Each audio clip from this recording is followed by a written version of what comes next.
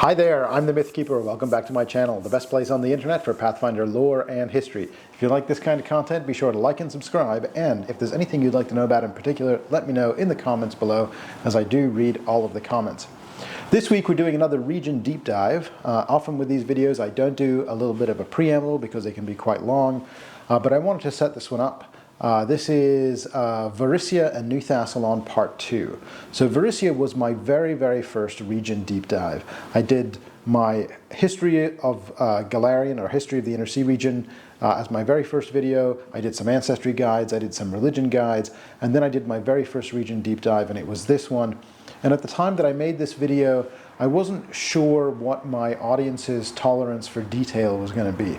So I basically did a video that covered the 4 major cities in Varisia, and then I covered everything else with a very light kind of brushstroke and broadly described what things were like in that area. Since then, I think Ustalav got a little more detail, Taldor got even more detail, and by the time I got to Cheliax, I was getting very detailed. I was covering pretty much every point of interest in any published material by Paizo ever. So that's what I've done here, and I've especially put a lot of time and care into the New Thassilon section, which a lot of people had reached out about, because that is an interesting and unique corner of the world. It's very specific to the Pathfinder 2nd edition, so I wanted to talk in a little more detail about how those countries came to be. All of that is in this video. I hope you enjoy it, and I'll see you next time. The Varisia and New Thassilon Gazetteer. In this video, we'll be looking in more detail at the many various smaller settlements and points of interest to be found across the regions, covered by New Thassilon and Varisia. I will generally be traversing the map starting from the west and the north, and traveling east and south as I go. Additionally, to help me do this, I'm dividing this broad stretch of land into 6 major geographic territories. These are as follows. Edasseril is one of the 2 nations that comprise New Thassilon. It encompasses the lower portion of the Ironbound archipelago, as well as the Velashu uplands on the mainland and the Mirani forest. Eurythnia is the 2nd nation of New Thassilon. It stretches from the port city of Brinewall across the Red Mountains all the way to its capital of Zin Shalast. It comprises the upper half of the Storval Plateau north of the Kazeron River. Riddleport and the Varisian Gulf includes the territory owned by the city-state of Riddleport, as well as the islands of the Varisian Gulf archipelago. I'll be including in this region the northern woodlands of the Lurkwood, the Stony Mountains, and the Kerchain Hills. Kaer Maga and the southern Storval Plateau includes all the lands from the Stony Mountains in the west to the Mindspin Mountains in the east that lie north of the Storval Rise and south of the Kazeron River, inclusive of the Nashor Peaks, the Iron Peaks, and the Wyvern Mountains, as well as the Orc holdings of the city of Urgulin and the Urgulin Gap. Greater Magnimar includes all the territory controlled by the city-state of Magnimar, inclusive of the Churlwood, the Sanos Forest, and the Mush Fens in the south, and following the Lampblack River, going as far north as the Storval Steppes.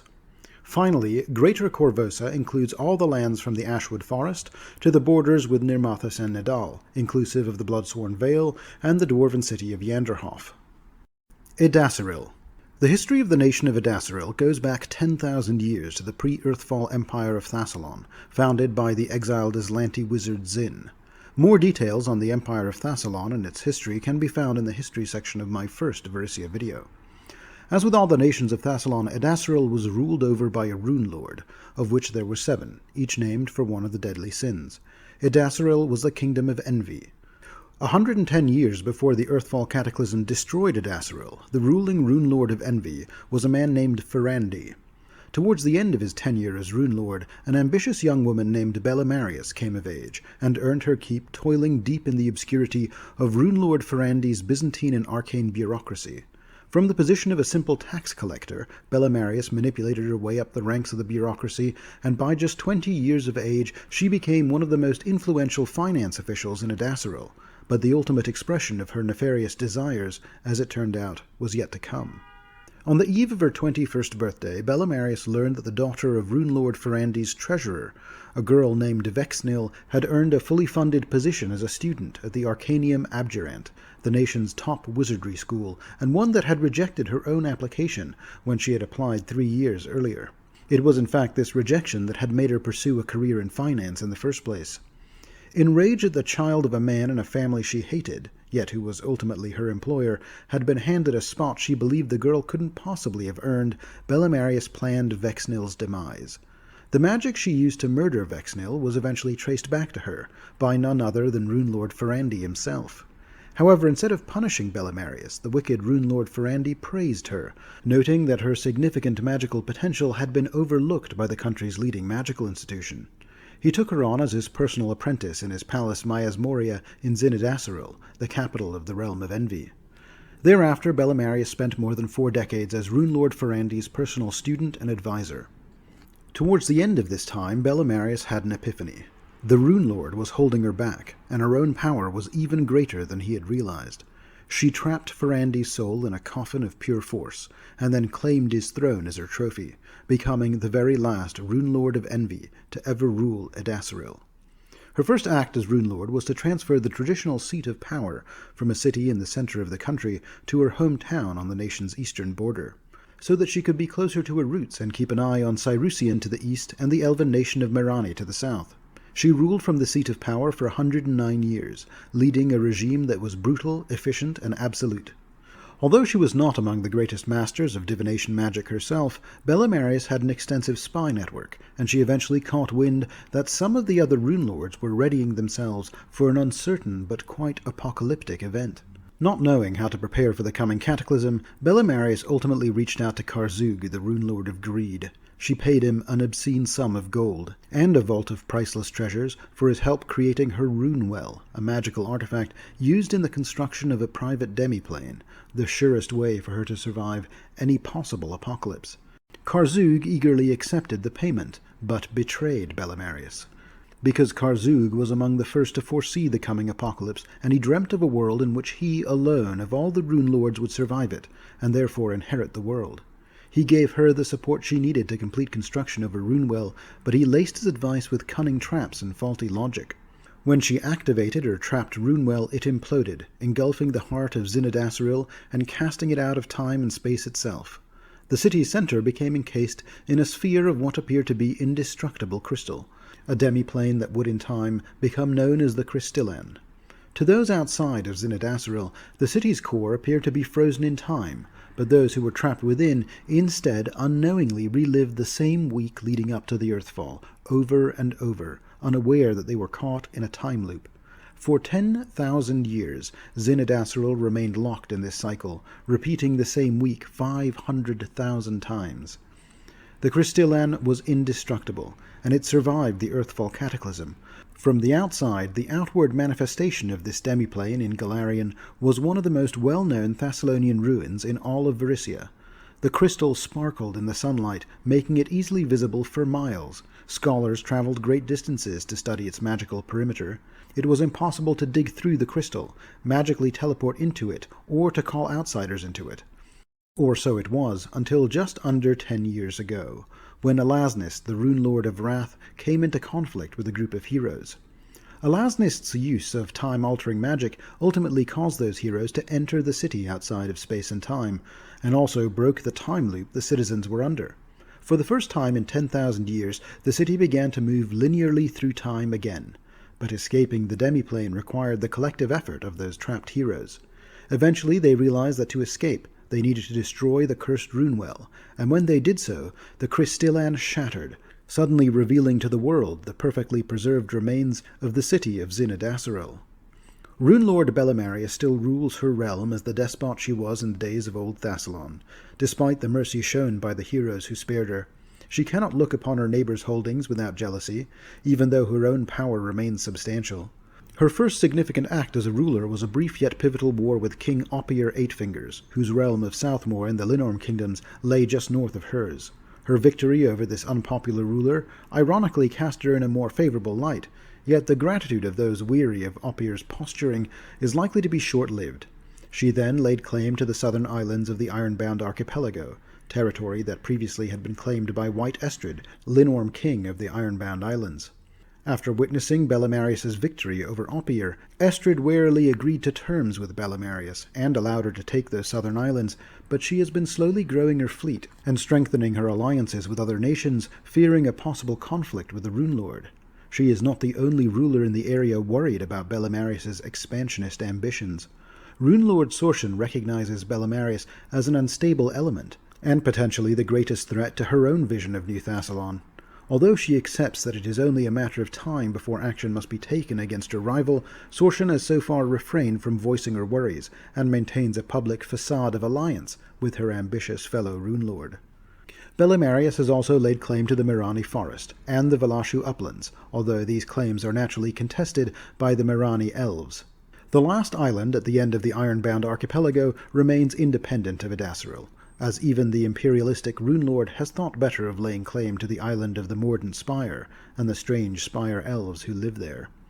While on the subject of Edasseril and the time-traveling city, it's worth also touching on the Thassilonian people.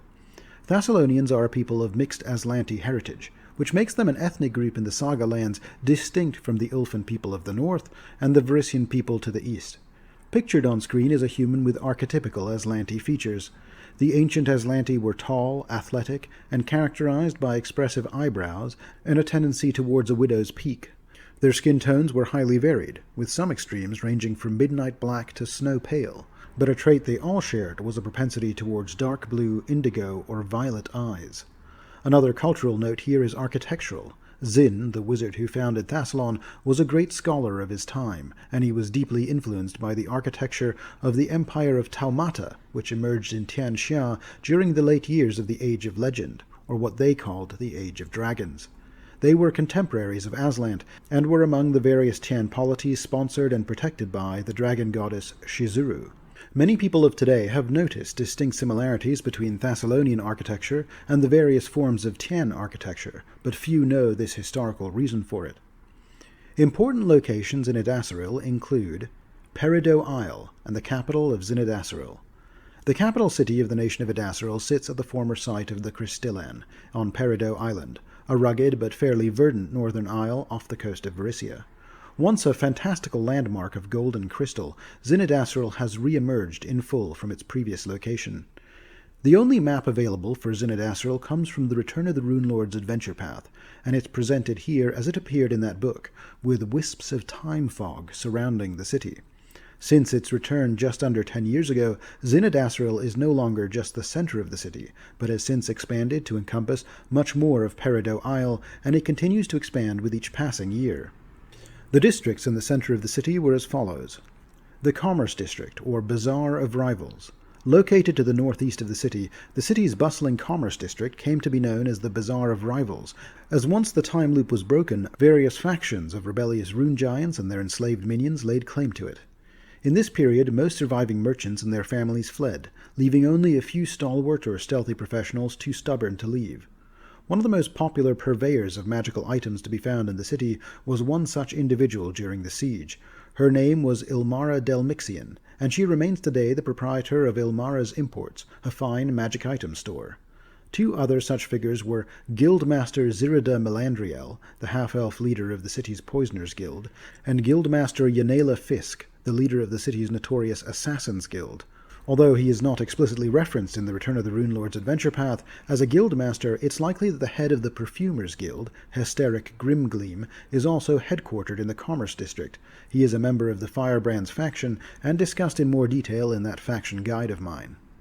On the subject of the Rune Giants who conquered the Commerce District during the temporal collapse, Rune Giant Queen Woe Shalist was among the first to encourage the others of her kind to rise up, slaughter the capital's residents, and demand a kingdom of their own. She was the leader of the rebellious rune giants of Edasseril, and she had constructed a massive gazebo in the heart of the old Commerce District. The fate of Woe Shalist and the fate of her palace after the return of the Runelord's AP is unknown. It is possible she was killed, either by the heroes or by Bellemarius herself, after she regained control of her city. The covetous Chorus. This opulent gated district adjacent to the Runelord's palace had always been home to the sycophantic bureaucrats whose loyalty to Bellemarius had earned them homes in the city's nicest district. Much of the wealth and power of Edasseril was concentrated in this district. The covetous Chorus district also included the Emerald Guard House, the headquarters of the Emerald Guard, Edasseril's elite city watch. Bellemarius's personal champion, the half-elf captain Zozel, is the leader of the Emerald Guard. Few buildings in the capital are more demonstrative of Bellemarius' self-important despotism than the Emerald Guardhouse. The columns of this wide building are all carved in the likeness of Runelord Bellemarius. Its wide courtyard is immense and surrounded by high marble walls, filled with practice dummies, sparring arenas, and other evidence of extensive martial training. The Emerald Enlightenment District. This district was the seat of knowledge and learning in ancient Edasseril, though during the events of the Return of the Runelord's adventure, this central district was overrun by cultists of Doloras, known as the Apostles of Pain. The most important building in the Enlightenment District is of course the Arcanium Abjurant. As discussed in my Edasseril overview section, this was the greatest institution of magical learning in Edasseril, and was among the greatest schools in Old Thassilon as a whole. Before Bellemarius moved the capital city of Edasseril to Peridot Isle and placed her palace there, this ancient school was the centerpiece of this magnificent city. Now restored, it is once again one of the greatest schools of arcane learning in the Inner Sea. The fabled Arcanium Abjurant is a white marble building boasting a dozen scalloped columns along its front entrance. Vellum banners drape the building's rotunda, and a towering sculpture of Runelord Bellemarius lies in the building's central courtyard. The Enlightenment District was also once the site of the fabled Temple of Desna's First Dream, a shining edifice of glass, diamond, and magical force that was considered a jewel, even in a city under the thumb of an evil runelord.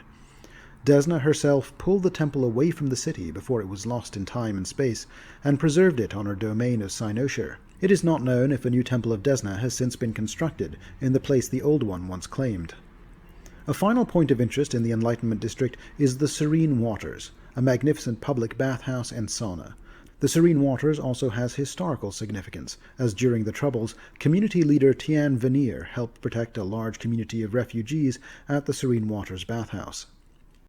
Envy Row East and Envy Row West. Envy Rows East and West are the two largest residential neighborhoods, where the vast majority of Zin Edasseril's citizens live.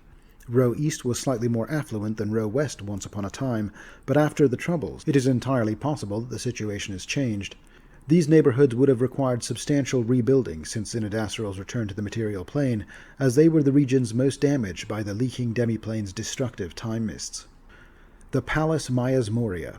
This palace and its large barracks house Runelord Bellemarius, her staff, and her Runelord's guard. Today, it once again bustles with crowds of sycophantic nobles vying for the Runelord's attentions alongside everyday citizens begging her mercy on a wide variety of public policy issues. Tending to the Runelord is an enormous staff, many of whom live in the outbuildings north of the palace. One notable such building is the Ministry of Tithes, a taxation office where a young Bellemarius herself once worked before her dramatic ascension to power. As for Runelord Bellemarius herself, despite her multi-front expansionist efforts since her return to the material plane, she has remained secluded within the Myas Moria Palace since her return. Having dealt with other Runelords and other powerful foes, Bellemarius remains incredibly cautious of risking herself and is suspicious of all potential challengers to her claim. From her seat of power, Bellemarius issues orders through trusted aides and mercenaries, often preferring to contact them via magic rather than risk face-to-face meetings. The Southern Ironbound Archipelago.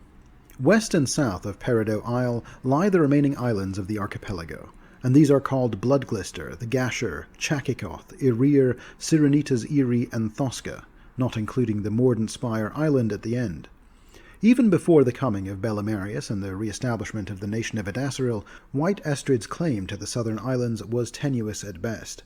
More than half of the hidden fjords and bays in the Ironbound Archipelago, with their terraced mountain farms and impregnable redoubts, were claimed by independent Ulfin clans. The rest were inhabited primarily by dour independent men and women who recognized no nation at all, so committed to their homes they were rarely worth any kingdom's trouble to root out with fire and sword. When the longboats approached, these residents would melt into the mountains, or rain fire from the sea cliffs until the attackers turned south towards softer lands. This has changed since Bellemarius claimed these lands. Slowly but surely she is finding these pockets of civilization and establishing fortresses across the islands to secure control of its people. Chakikoth, in the center of the archipelago, was the site of the original capital of Edasseril. The ruins of the old capital are of great interest to Bellemarius, and she has begun to scour the old ruins and set up various exploration sites, eager to acquire old Thassilonian relics of power. Foremost among these items she is interested in was the rune-crossed crucible, a magical laboratory that, much to her frustration, was plucked from the material plane and claimed by the sorceress Hao Jin of Goka. Belimarius has yet to take action against the sorceress for this perceived theft. Another point of interest in the archipelago can be found on the island of Irir, and that is a monastery established by a group of gnomes here, constructed not long after the gnomes fled the First World. This complex, comprised of a cluster of towers, has come to be known as the Shea Citadels. Nestled at the base of a waterfall, most of the Shea Citadels are hidden by constant mists, but the twisted spires of the translucent, rainbow-flecked glass monasteries do rise above the haze, even on the foggiest days. Gnome pilgrims, especially those suffering from the bleaching, often come to Irir seeking answers or new experiences, and though the monks have little interest in the outside world, they do depend heavily on these pilgrims for critical supplies. The last island laid claim to by Belimarius is Thoska Isle. 2 points of interest are worth calling out on this island. The first is the grass-shrouded ziggurat. The grass-shrouded ziggurat is a 7-tiered, partially buried stepped pyramid that once served as the headquarters for a group of ancient Aslanti sorcerer priests known as Those Without Faces. This mysterious order of arcane astronomers sought communication and congress with other worlds and their alien inhabitants. The winding halls and vast chambers of the ziggurat house priceless ancient artworks made of gold, platinum, and rare gems, which are guarded by brass, clay, iron, and stone golems. The greatest treasure here is undoubtedly the Great Telescope of Mandakarinia. This incredible device is not only able to view any spot within Galarian's solar system, but, using specific ancient incantations, is able to teleport the viewer to that location as well. The telescope is said to still be guarded by Mandakarinia herself, a powerful Aslanti vampire. The second point of interest is Reslarabren's enclave, on the southern side of the island. This is a large settlement of Ulat-Kini, who serve the brine dragon Reslarabren. This Ulat-Kini tribe mines the salt in the Thoska Hills, which they trade with the elves of the Mordant Spire. Reslarabren is also described in more detail in my second dragon creature feature video. The Mordant Spire. The origins of the Mordant Spire also date back to the Age of Legend. In this time, the Algothu weren't the only ancient race troubled by Aslan's meteoric rise to supremacy. The elves of Kelwynvian, in northwestern Avestan, who had been their allies during the war with the Serpent Folk towards the beginning of that epoch, began to grow concerned about their neighbors' possible imperialistic aspirations. They eventually dispatched some of their number to an island west of their stronghold at the southern tip of the Thessalonian realm of Edasseril. This island was said to be ideal for observing the moon, and the elves constructed a grand observatory there, a complex of towers containing various occult libraries and arcane laboratories. Ostensibly, Kelwynvian sent astronomers to the spire, but in fact its true purpose was to shelter elven spies and assassins, tasked with keeping dangerous knowledge out of Aslanti hands. The entire complex functioned as an eldritch device for scrying and analyzing dwellers across Aslant. As I've recounted elsewhere, shortly before Earthfall, the elves fled Galarian by way of the Ayudara, the elvish waygates, one of which, called the Spire Gate, was located here at the Great Observatory. Before they left, the elves placed wards here to seal the observatory against intruders. However, these wards could not protect the observatory from the strange fate that awaited it. In the hours before the Starstone meteorite was set to collide with Galarian, Akavna, the Aslanti goddess of battle and of the moon, and incidentally the goddess Aradin himself had once worshipped, materialized in the physical universe. She used her divine power to attempt to slow the meteorite, thus protecting life on Galarian from total extinction. Although she succeeded in slowing the rock, she herself was killed in the attempt. Her corpse fell from orbit towards the world of Galarian, and was drawn to the Elven Observatory by its connection to the moon. She struck the earth with such force that she destroyed the observatory in its entirety and left a large crater in its place. Buried deep in the world's crust, her soul attempted to free itself, and journey to the Boneyard for Pharasma's judgment. I have discussed elsewhere in my planar videos the many strange things that can occur when something with as much powerful quintessence as a god expires on the material plane. And this is one such example of this. The result of her soul blooming from the impact crater is one of the most unique sights in all of Galarian, the Mordant Spire. Her essence reaching towards the sky looks like a great twisted tree made of organic stone, a strange twisting structure. Forsaken elves left behind during the Earthfall cataclysm would later come to reclaim the old elven observatory, only to discover that nothing of their former outpost remained, and a bizarre tower now stood in its place. They named it the Mordant Spire. Then they began to rebuild their homes around the tower. Eventually they rediscovered the Spire Gate, but just as abruptly they cut off contact with the rest of the world. What is clear is that the Spire itself is a living, sentient thing that observes anyone who enters it, and those who spend enough time within may hear its mysterious whispers. Unwelcome visitors are greeted with disturbing illusions, visions, and mind-bending magic. The elven people, who are already mercurial and ever-changing by nature, were particularly changed by proximity to the Spire. The elves here consider themselves the inheritors of old Aslant.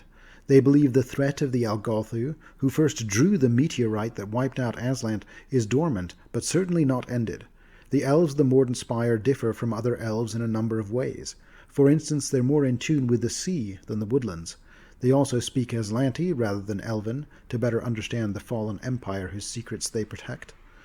The xenophobic elves of the island believe they are the guardians of the artifacts and secrets hidden in the blasted remains of ancient Aslant. They use scrying magic to monitor the ruins, and their quick skimmers patrol the seas, intercepting ships that venture too close to the Spire, or too close to ruins that may contain ancient Aslanti treasures. The elves fear that if too many magical or technological secrets of ancient Aslant fall into the hands of the ambitious humans of the Inner Sea region, history will repeat itself, and the entire world will suffer. Most outsiders find the Morden Spire elves unnervingly cold and alien. The pale-skinned elves wear intricately carved wooden masks, and often become senselessly argumentative if visitors, even other elves, speak languages other than Aslanti to them, despite knowing that very few people still speak their ancient language. The elves avoid eye contact, even with those they converse with, and while speaking they sometimes tilt and angle their heads like birds, listening to distant sounds.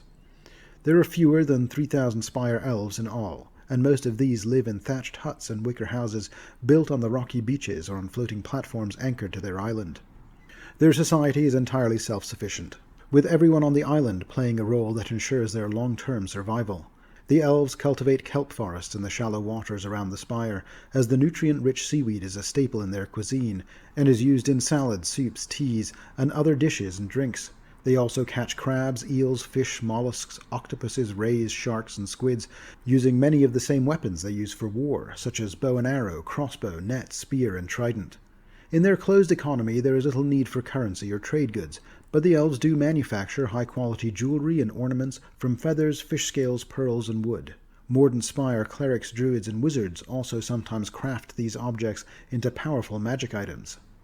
Although outsiders tend to view Spire elf culture as a monolith, they are in fact comprised of various groups and factions. The Amaranthine Council. The secretive leaders of the island, known as the Amaranthine Council, rule by decree and expect unconditional loyalty from their subjects. They never leave the tower and have little interest in daily matters, but when the need arises, they issue cryptic edicts that the elves strive to follow to the letter. Even the Morden Spire elves know little about their leaders, but according to myth, purple vapor continuously billows from the ancient elves' otherwise empty eye sockets. Spire Envoys. A number of diplomatic envoys from the Morden Spire work in the Andoran cities of Almas and Augustana, as well as other major port cities across Avestan. They use diplomatic channels and political forums to influence decision-making, trying to dissuade humans from exploring the ruins of old Aslant. These envoys appear less alien or aloof than their kin on the island, but cynics argue that they are simply better at hiding their quirks and their disdain for humans. Not all Spire envoys are opposed to humans, however. Many have acquired a taste for the freedom that human cities have to offer. The Vigilant Needle. The Morden Spire elves have realized that merely watching the ruins of Aslant and chasing away intruders is not enough to deter the ambitious peoples of the Inner Sea. Governments, trading companies, and wealthy individuals are capable of mounting expeditions into Aslant. While the elves have been mostly successful at thwarting such endeavors in the past, they have learned that it's best to nip the problem in the bud when they can. To this end, the Morden Spire elves employ many assassins, saboteurs, and spies, collectively known as the Vigilant Needle, operating in Absalom, Andoran, and other Avestani countries. The Listening Monks. A group of masked, unarmed monks, often simply called the Listeners, reside in the upper reaches of the Morden Spire, in a series of chambers known as the Vigilant Halls. The monks observe ancient Aslanti ruins through magical containers filled with seawater and join with the spire's sentience, allowing them to hear its voice, which some believe to be the whispers of the dead goddess Akavna. These whispers can warn the monks of peril and enhance their senses and physical abilities. The Veiled Lanterns. A growing number of young and progressive Spire elves, known as the Veiled Lanterns, believe that interaction with the humans of the Inner Sea could actually be beneficial to their mission. They fear that the Morden Spire's isolationist stance is harming their enclave, and believe that if threats such as those posed by the Algolthu arise, humans and elves should face them together as allies. These dissidents meet secretly to avoid the listeners' magical surveillance. During their meetings, the Lanterns remove their masks and shed the cold, emotionless facade they must otherwise maintain at all times. The Spire Defenders. As the name suggests, the Defenders are the Morden Spire's chief defensive force. They are tasked with defending the Spire itself, although they are occasionally tasked with away missions as well. All Spire Defenders walk the path of the Magus, forming an elite unit of unarmored magi whose combat style combines magic with agile attacks using light blades. The Morden Censors and the Shrouded Seekers. These two groups are most likely to be found traveling the ruins of Old Aslant. The Censors are trained spellcasters and warriors who patrol the ocean both above and below the surface. When trespassers are detected, they use spells to conceal the approach of their unnaturally swift, rune-carved boats. They confiscate all Aslanti treasures they find, and use powerful magic to erase any dangerous memories from the minds of intruders, such as knowledge of the locations of important ruin sites. They are frequently accompanied by the Shrouded Seekers, who are sages and archaeologists specializing in Aslanti items and lore. These sages often venture from the Morden Spire to study the nearby ancient ruins. The aforementioned Spire Defenders may also be tasked to protect Shrouded Seekers when they are off doing their research. In addition to the Morden Spire, another nearby point of interest is the Drowned Tower of Koskin T. A community of Nereids live in the underwater ruins of Koskin T, which was an ancient Aslanti watchtower located some distance from the Morden Spire. These fey creatures are among the few allies the Spire Elves trust, as they have proven to be efficient guardians of their ruin. The Mirani Forest. The realm of Edasseril is considered to also encompass the Mirani Forest. The Mirani Forest is a dense woodland that stretches across a rocky peninsula. It is bracketed by the western and northern spur of the Kalfiak Mountains and the Velashu Uplands, a hilly expanse that turns more rugged and mountainous in its northern stretch. The city of Kelwynvian, formerly the capital city of the Elves of Mirani, is one of the locations I actually do discuss in more detail in my first Varisia deep dive video.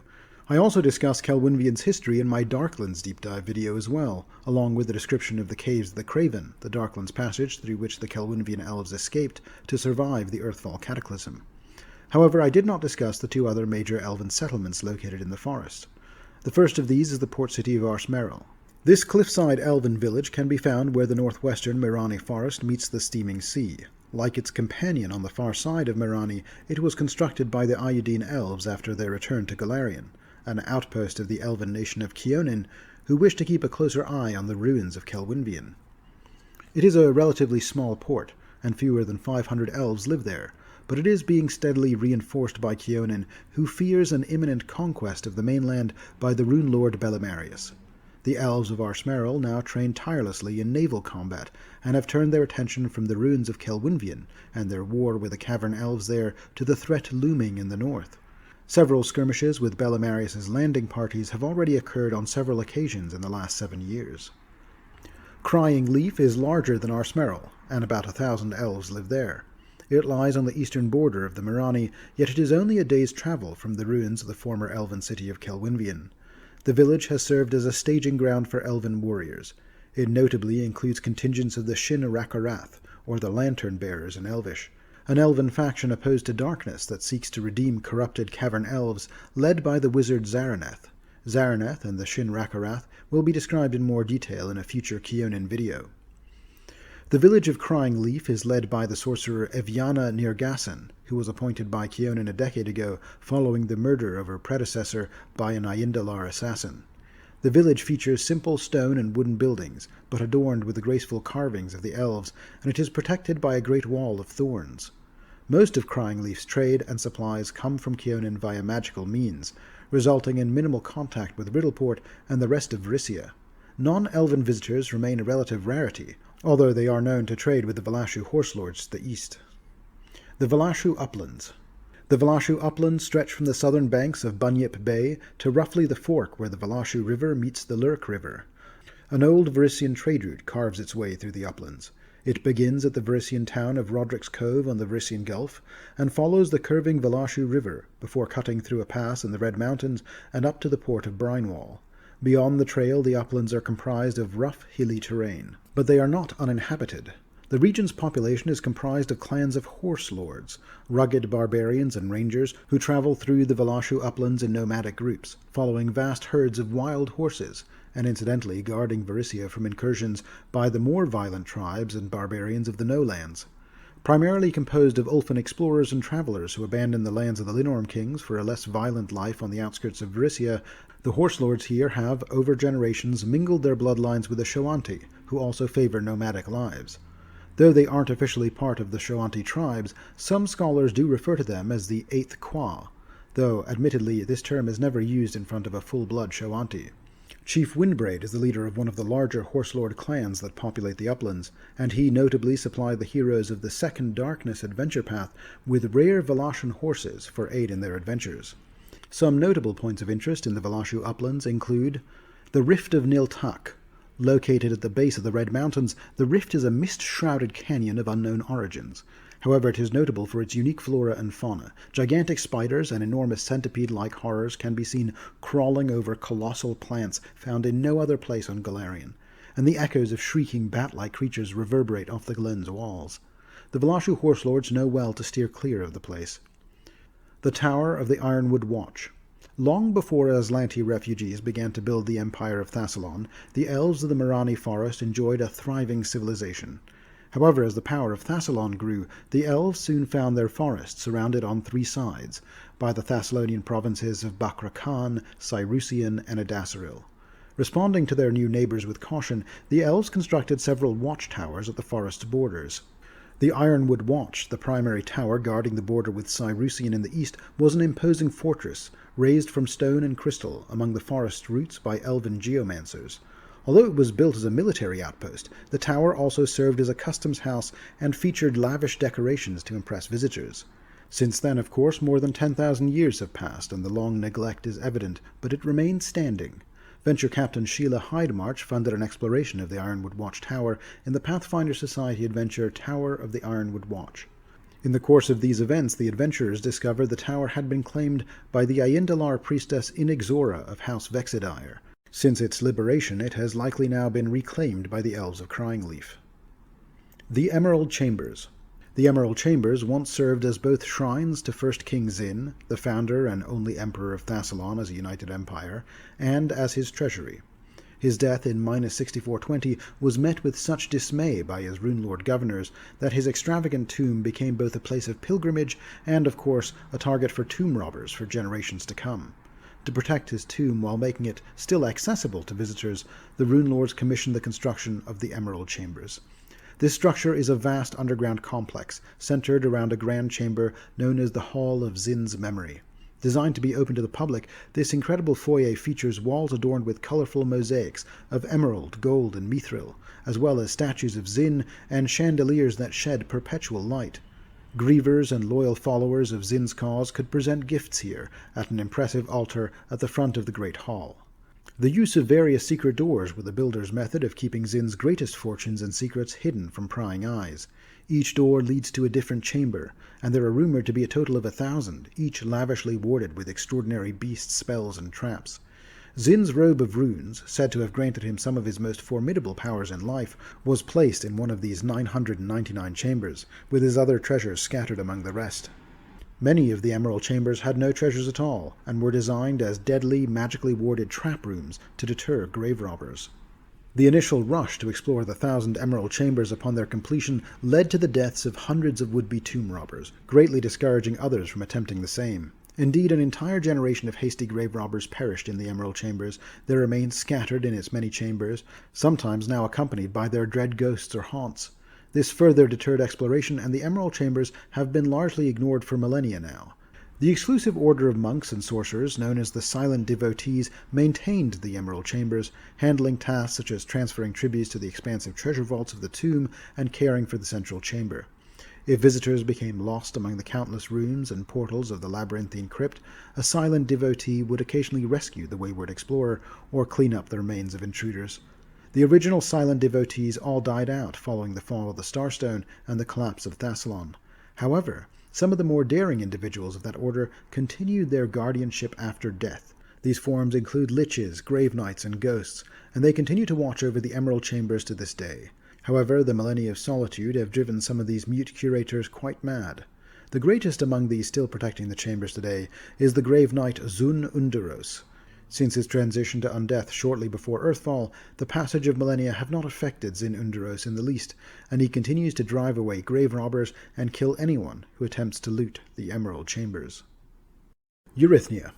The eastern half of New Thassilon is called Eurythnia, and it is ruled by the Rune Lord Sorshan, although she has technically abdicated the title of Rune Lord and favours instead the title of Queen, a small indicator of one of the many ways she is choosing to reinvent herself. The emergence of Eurythnia as a new polity in Varisia dates back to the same events that led to the return of Edasseril, just under 10 years ago, when Elasnist, the Rune Lord of Wrath, re-emerged to threaten Varisia and the world. A new band of heroes rose to face the challenge of standing up against the Rune Lord of Wrath and preventing her from altering time itself to turn the Saga lands into an empire of pain and death.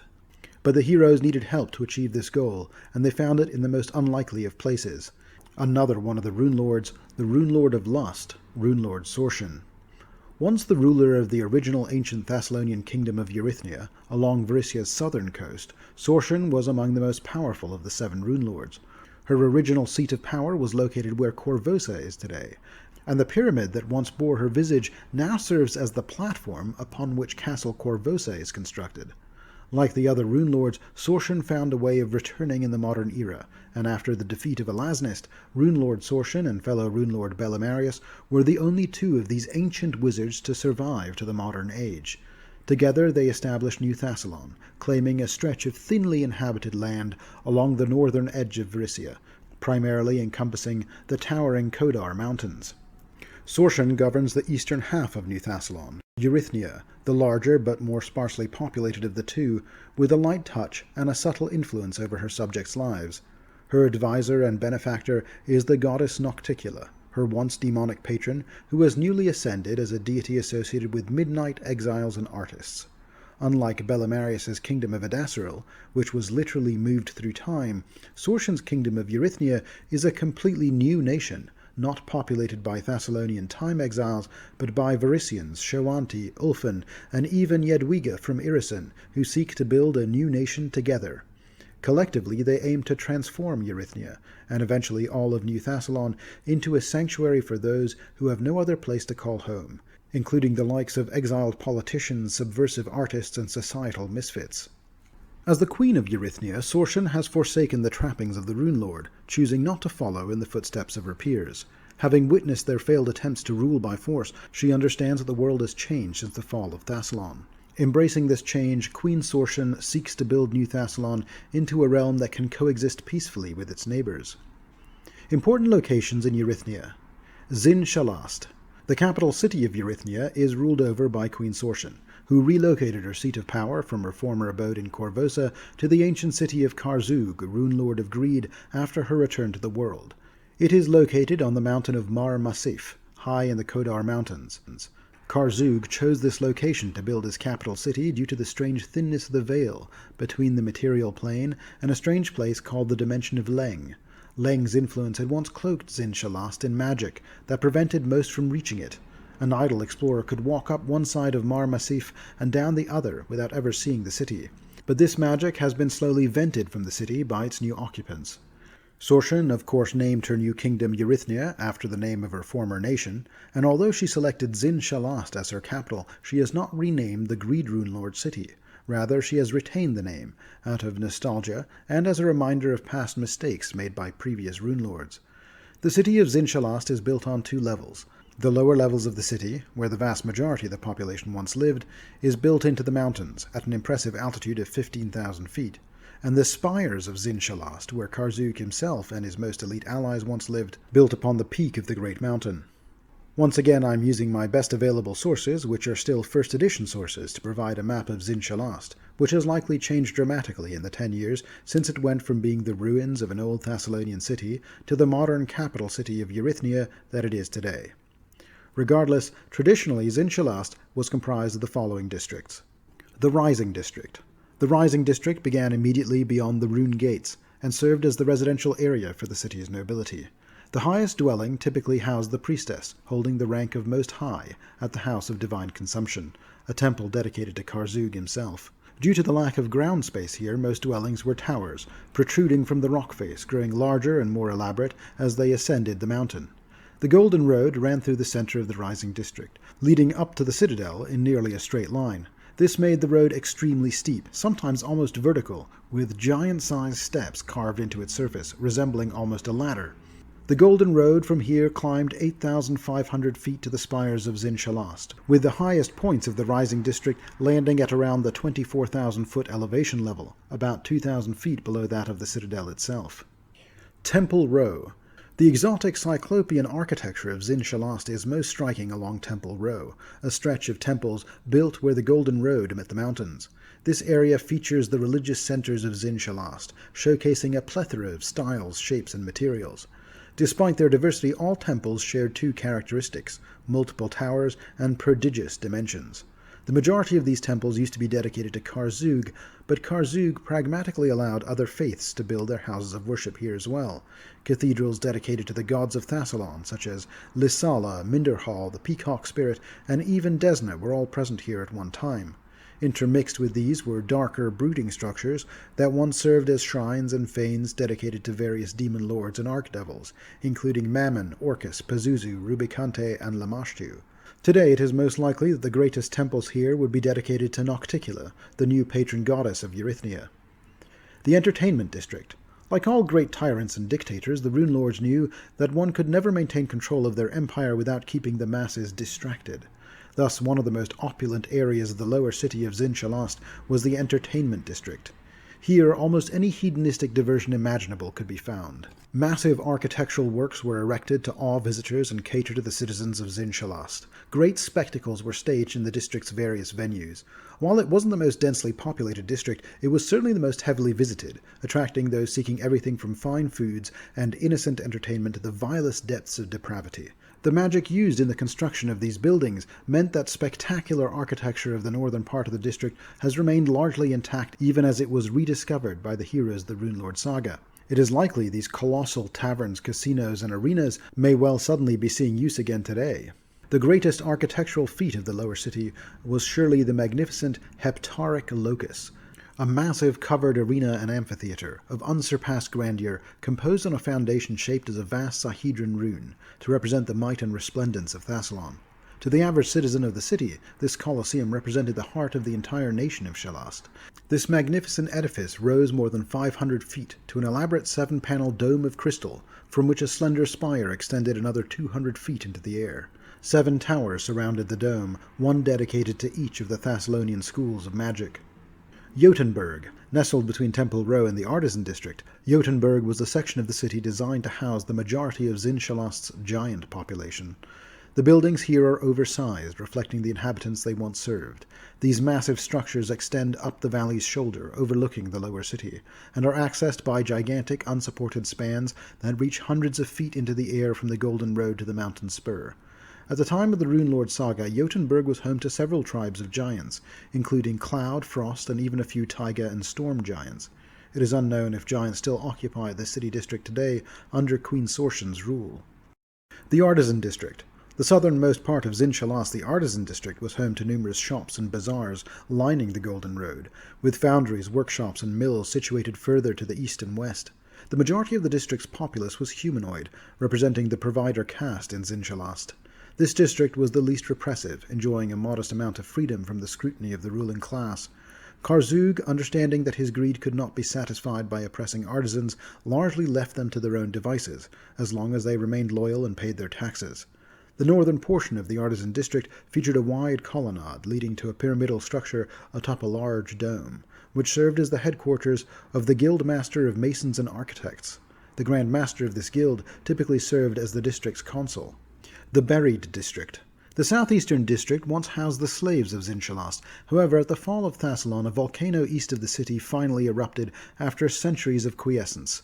Whether this was caused purposely by the malicious Karzug, or simply resulted from the many wards preventing such an event suddenly expiring, remains open to speculation.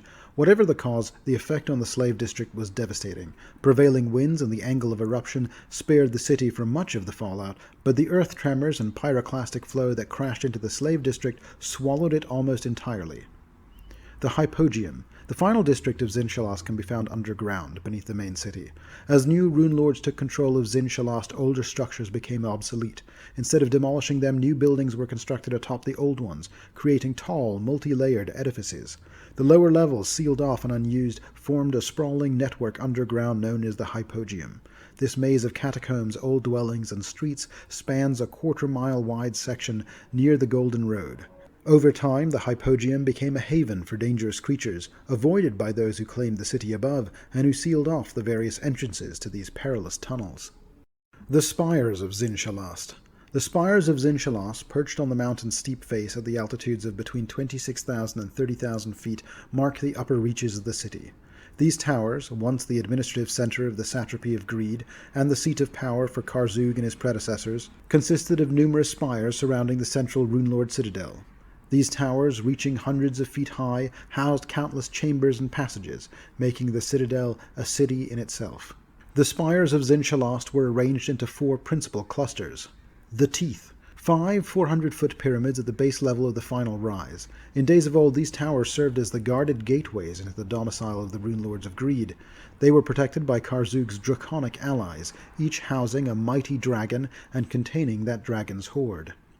The Harridan's Compound. 3 towers found at the mid-level, each rising up 1,300 feet, surrounded by a walled compound. The 3 towers of this compound were the Ambassador's Spire, where envoys to the court of the Runelord of Greed were welcomed and housed, the Rune Spire, where Zin-Shalast's giant servitors were subjected to the will-sapping and mind-controlling talents of the Lamias to indoctrinate them as absolutely loyal slaves, and the Harridan Spire, where the Harridans of the mountain themselves resided and held court with their own secret councils. The Fugue Towers. Forming a triangular fortress consisting of 3 slender towers, the Fugue Towers each rise 800 feet and are connected by thick walls to form a deep, pit-like courtyard in the center. A single staircase spirals within the south tower, linking all levels, which contain numerous cell blocks built into the thick fortress walls. This was a prison complex, and here, on this desolate precipice, valuable enemies spent their years in squalor and isolation. Finally, the Runelord Citadel. For generations, the Runelords of Greed made their home atop the mountain in an immense structure known as the Pinnacle of Avarice. The central tower is surrounded by a vast barracks, storehouses, and mustering areas for the reigning Runelord's personal army. The citadel itself is a staggering sight, a 2,200-foot-tall tower that rises just below the carved face of the mountain's peak. The tower itself is mostly hollow, with its interior soaring like a vast cavernous silo, supported by an intricate network of flying buttresses and arches. Karzug's throne room was naturally on the highest level of the citadel. The interior of this dazzling chamber was awash in golden light. It shone from every gem, every strip of gold, and every silver-inlaid wall carving, creating a kaleidoscope of color and riches. The checkerboard pattern on the floor of the throne room was interrupted in a 20-foot wide path from the northeastern doors to a throne on a dais of onyx by a path of what appeared to be countless rubies, forming a kind of red carpet to the throne itself. This throne, if possible, made the rest of the chamber's extravagance seem pale and poor, for it was made of shining gold, diamonds, rubies, and sapphires, and draped with shimmering glowing furs from unrecognizable creatures. The throne itself was sized for a giant, and stood nearly 20 feet tall from foot to peak. It is unlikely that Queen Sortian continues to use Karzug's overly lavish throne today, but if preserved by her, this original throne would likely represent one of the most expensive artifacts in the entire world. The Port of Brinewall. In the new nation of Eurythnia, the population centers are located in the far east of the country, at the new capital of Zin-Shalast, and in the far west of the country, at the port of Brinewall. The central lands of her kingdom are still largely unpopulated, save for wandering Shoanti clans who hold no allegiance to any monarch or nation. So Sortian focused on her development of the nation in the west. Under Sortian's governance, the region south of the Nolands along the Steam River witnessed significant growth. Brinewall is swiftly transformed into a bustling port, and with Sortian's guidance, overland travel and trade between Varisia to the south and the Linorm kingdoms to the north has also thrived. Rime Skull Mountain. There is a mountain on the western edge of the Kodars in northwestern Varisia commonly known as Rime Skull. It is located on the banks of Lake Stormunder, and it is named for the vaguely skull-shaped carving visible from miles away, the mouth of which is a large cave entrance. The carving is a relic of ancient Thassilon, and the person depicted in the massive carving is the founder of Thassilon itself, Emperor Zin. During the time of this ancient empire, rune lords commonly carved their faces into the mountainsides that face their capital cities. The carving of Zin, however, faces the Rune Forge, a place of great importance shared by all of the rune lords. The Mobad Ley. The most prominent Darklands breach in Varisia is the Mobad Ley, located in the center of Eurythnia. It leads directly into the old Serpentfolk capital in the north. More detail about the Mobad Ley and the Serpent Stairs can be found in my Darklands region deep dive video. Giltspur. Giltspur is another vast Thassilonian ruin, the remains of an ancient city commissioned by Rune Lord Karzug in -5353, as a portal and embassy linking Thassilon to Leng, overseen by his chief ambassador Mesmalatu. During the Earthfall, the eruption of the Kodar Mountains caused Giltspur to fall into disrepair. Before it was destroyed, however, Mesmalatu slipped through the breach. She eventually returned to Golarion, now a devotee of the outer god Nyarlathotep, and began to use Giltspur once again for her experiments. Eventually she closed the portal and became a terrible demi-lich.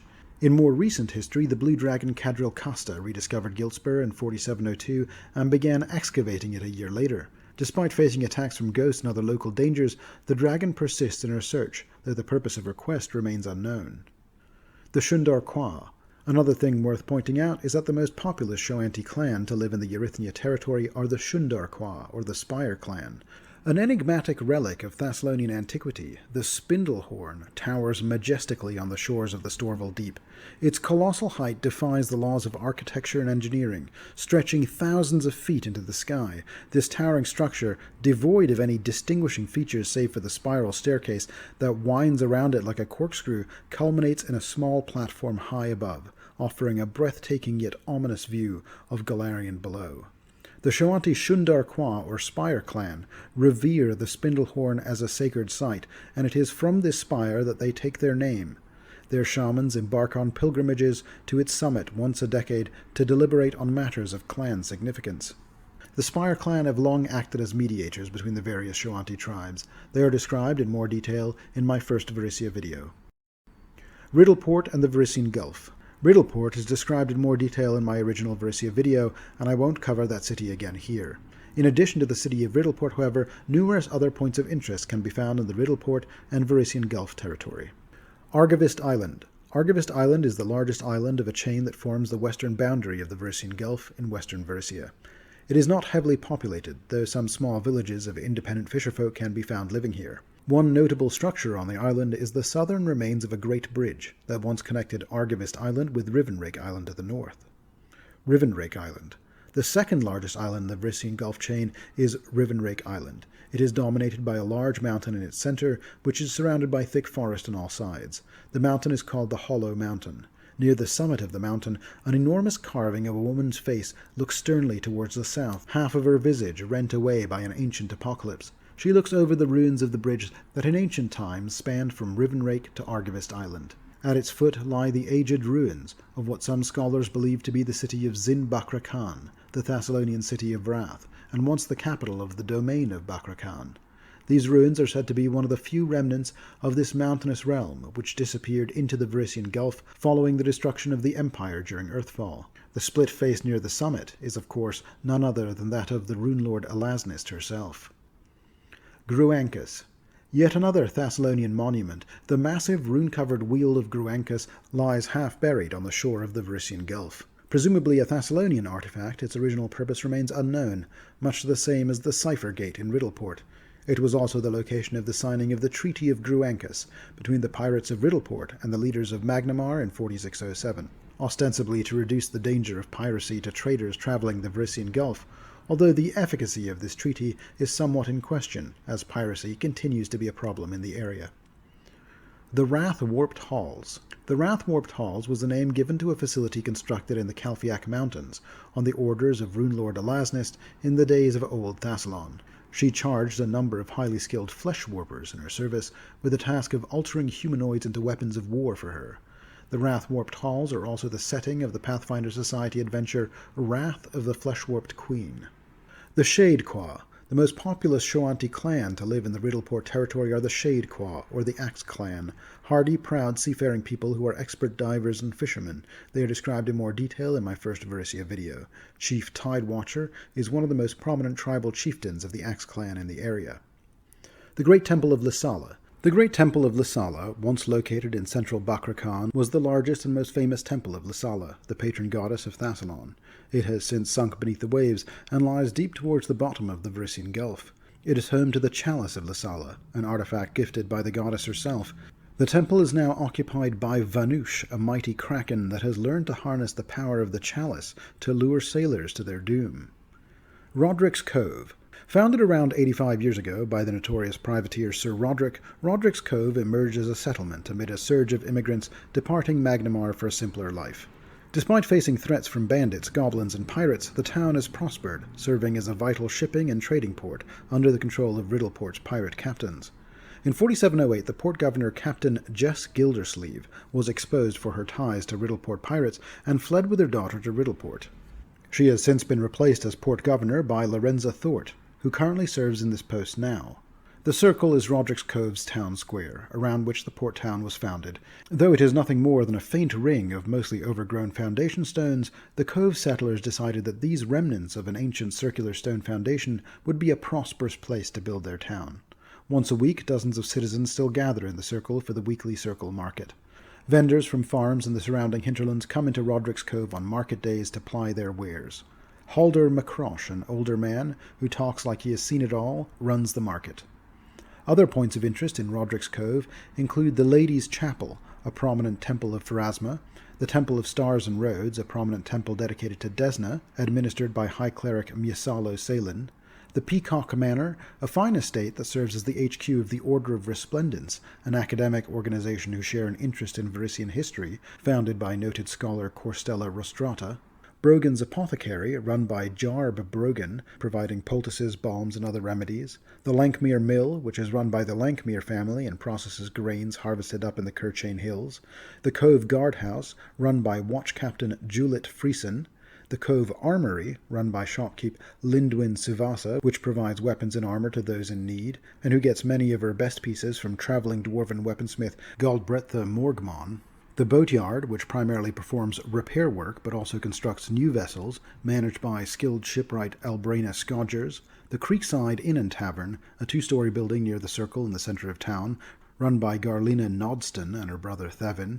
And the Rampant Reefclaw, another large tavern, run by famous local chef Unli Jevers. The Lurkwood. Bounded by the Lurk River and the Stony Mountains, the Lurkwood has a curious reputation. Time is said to behave strangely here, with trees donning autumn hues in the midst of spring, and tales abounding of wanderers entering its depths only to return either much younger or older than when they set out. Whatever the truth may be, the Lurkwood is a place best avoided, and even the few locals who dwell near it make sure to lock their doors and windows at night. The Lurkwood was also once home to a large community of elves, but they abandoned it long ago for reasons known only to them. It is also rumored to be the home of Puzel, a ghostly hag. The ruins of Wormwood Hall can also be found deep within the Lurkwood, a large manor house overrun by choking vines. Few have set foot within the hall in living memory. Strange twisting runes cover its doors and walls, its origins unknown, but it is generally assumed that the magic of the Wormwood Hall is tied to the Lurkwood's strange seasons. Additionally, where the Lurkwood meets the Stony Mountains is another ancient Thassilonian structure that has survived the long millennia since the destruction of Thassilon, an ancient temple dedicated to Lissala called the Well of Tainted Virtue. The shrine is a 7-level structure spiraling around a deep shaft that descends 70 feet into the rock. At its bottom lies a pool of water leading into a chapel. Surrounding the shaft's opening on the surface are menhirs and capstones, once resembling guardrails for giants. This location served as the setting of the Pathfinder Society adventure Portal of the Sacred Rune. The Kerchain Hills. North of Riddleport lie the Kerchain Hills. Bordered to the north by the Storville Rise, the region is crisscrossed by the Lampblack and Chivali rivers. The hills boast picturesque grassy uplands, with a landscape that features rolling hills and tranquil dells. Auroch herds graze freely here, while both the peaceful Shoanti clan of the Hawk and the more aggressive Wind clan lay claim to the area. Occasionally spotted hovering above these hills is the enigmatic floating sphere of Mofre, a colossal stone sphere whose erratic path spans roughly 100 miles in radius. Although no one knows the exact nature of the floating sphere, it is, like many things in Varisia, presumed to be a relic of old Thassilon. Kaer Maga and the southern Storval Plateau. The city of Kaer Maga is described in more detail in my original Varisia video, and I won't cover that city again here. In addition to the city of Kaer Maga, however, numerous other points of interest can be found in the southern Storval Plateau territory. The Stony Mountains. Stretching from the northeastern outskirts of Riddleport, the Stony Mountains extend northwestwards, aligning with the Storval Rise and paralleling the Lurkwood for approximately 120 miles. They are one of the few non-giant infested mountains of Varisia, thanks to the constant patrolling of the Shoanti Tamir Kwa, or Wind Clan, who call all land within sight of its peaks their home. However, this doesn't make the Stony Mountains hazard-free. Manticores, griffins, and harpy tribes pose significant dangers in the region. The Nashers and Lake Scotha. The Nashers form a secluded mountain range that loom north and west of the beautiful Lake Scotha. Dominated by primitive hill giants, this region is unwelcoming to intruders. The southern fringes of the range are also revered by the Shikiri Kwa, the Hawk clan, who hold deep respect for the abundant birds of prey that inhabit the area. Lake Scotha is an impressive freshwater lake nourished by multiple springs originating in the Nashers. It holds sacred significance for the hill giants of the plateau and serves as a burial ground where they honor their deceased. Their ritual involves placing bodies on rafts, setting them ablaze, and releasing them onto the lake's waters, symbolizing the journey of the souls to reunite with their ancestors. On an island within the lake lies Chorak's tomb, the giant's most sacred site, and avoided by all non-giants on pain of death. The Iron Peaks. The Iron Peaks originate near the northern Sanos forest, extend across the Storval Rise onto the Storval Plateau, and mark the western edge of the Storval Deep, before tapering off into foothills east of Lake Scotha. A few major rivers flow from these mountains, feeding into Lake Cole and Claybottom Lake below. Despite casting a rain shadow over Varisia's lowlands, fostering fertility along the Lampblack River, the mountains themselves remain untamed wilderness. Rarely traversed by humanoids, they are predominantly inhabited by hill giants, stone giants, and ogres. The southernmost peak of the Iron Peaks is called Hook Mountain. This mountain is synonymous with the Kriegs, rumored to be the most bloodthirsty clan of ogres in Varisia. They are, of course, a significant force in the events of the Rise of the Runelord's adventure path. The Iron Peaks are also famously the location of a fortress called Jorgenfist on a cliff overlooking the Mushkal River. Jorgenfist is the stronghold of the dangerous stone giant chieftain called Mokmurian. Finally, also located in the Iron Peaks is Minderhall's Anvil, an ancient temple honoring the giant deity Minderhall, discussed in more detail in my Giant Pantheon Religion video. Constructed eons ago during the Thassilonian era of Shalast, the temple was raised through the toil of enslaved rune stone giants. Its grandeur is marked by colossal, weathered marble pillars, a monumental forge altar, and a stone effigy of Minderhall seated on his throne, gazing pensively over the Storval Deep, with his chin propped up on his fist. Presently, few giants venture to this historic site, and the vast furnace, once fueled by the remains of convicted criminals, lies dormant and cold. The Storval Deep, a vast freshwater lake, stretches between the Iron Peaks to the west and the Wyvern Mountains to the east. Fed by the Kazaron, the Storval River, and the Mushkal River, its waters cascade through the imposing Skulls Crossing Dam, emptying into the Skull River to the south. This expansive lake and its impressive dam are both remnants of the Thassilonian era, a testament to the grandiosity of Runelord Karzug. Once a primary source of stone for the Empire's construction projects, it now conceals the scars of that ancient quarrying deep in its lakebed. The Wyvern Mountains. The Wyvern Mountains stand between the Storval Deep to the west and the Cinderlands to the east. Their name derives from the menacing presence of many wyverns which inhabit these rugged peaks. Among the mountainous terrain, herds of wild goats, sheep, and llamas roam freely, serving as primary prey for the wyverns. The Wyvern Mountain foothills are also populated by members of the Shoanti Moon Clan, or Lyroon Kwa, and in fact they use these mountains in one of their sacred rites of passage. When young Lyroon Kwa warriors undertake the Black Walk, they must find the hidden underground passage in the Wyvern Mountains. During their dangerous journey through this passage, they are meant to discover their particular connection with a tribal spirit totem through their visions. The Moon Clan also occupies a sacred Desnan site known as the House of the Moon, located somewhere in these peaks. Finally, located in the Wyvern Mountains, is a site known as the Acropolis of the Thrall Keepers, a ruined tower and dungeon located on a rise on the range's eastern side. Dating back to the Age of Thassilon, the Acropolis was built by an order of wizards known as the Thrall Keepers, who were rivals of the Thoracic monks of the Peacock Spirit. The Cinderlands. North of Kaer Maga is a dangerous stretch of land known as the Cinderlands. Nearly a desert, the region is highly volcanic, with black blizzards known as ember storms that race across the land, frequent brush fires in the grasslands, and deadly eruptions of poisonous gas. The Badlands run roughly between the Wyvern Mountains to the west and the Mindspin Mountains in the east, and from the Kazarin River in the north to the Storval Rise in the south. The Cinderlands hosts a range of resilient yet perilous creatures. Among them are the Storval aurochs, robust and aggressive relatives of the common auroch, which traverse the landscape in large herds. Additionally, cinder wolves, known for their common presence and hostile nature, roam as aggressive predators alongside burrowing ankravs, while bush tigers, a unique species of hyena exclusive to the Cinderlands, scavenge for sustenance amidst the remnants left by the region's other predators. Horned spirestalkers, a species of giant gecko, also lurk among the rocky crags, lying in wait to ambush unsuspecting prey. A rare black variant of these geckos blends seamlessly with the volcanic terrain, offering them camouflage against the dark rocks. The very greatest threats in the land, though, is the Cindermaw, a colossal caveworm that layers in the western Cinderlands. Caveworms are discussed in more detail in my Dungeon Denizens creature feature video. The Cinderlands are also the domain of the Skalarquois, the Sun Clan, whose highly skilled burn riders revere the horse above all other animals. The Cinderlands also extend as far west as the Callow Mounds. The mounds are sacred burial grounds to the Shoanti.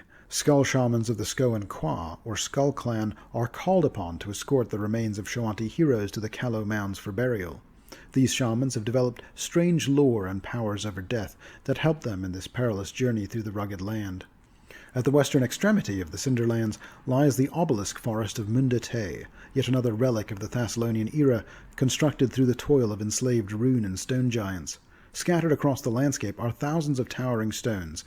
Approximately a century ago, an expedition dispatched from Korvoa attempted to uncover the truth behind this strange site by breaking open several obelisks.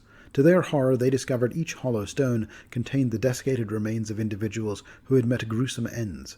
Their nighttime intrusion was met with an assault by mysterious undead entities, resulting in the disappearance of numerous expedition members. By morning, the broken obelisks had miraculously restored themselves, compelling the survivors to retreat in terror. Since then, the site has remained shunned and avoided by all but the most daring traveler. The Orc City of Erglin. A final point of interest can be found about 50 miles south of the Kazaron River, and that is Erglin, the Orc City for which the Erglin Gap is named. Erglin is the second largest city on the Storval Plateau after Kaer Maga.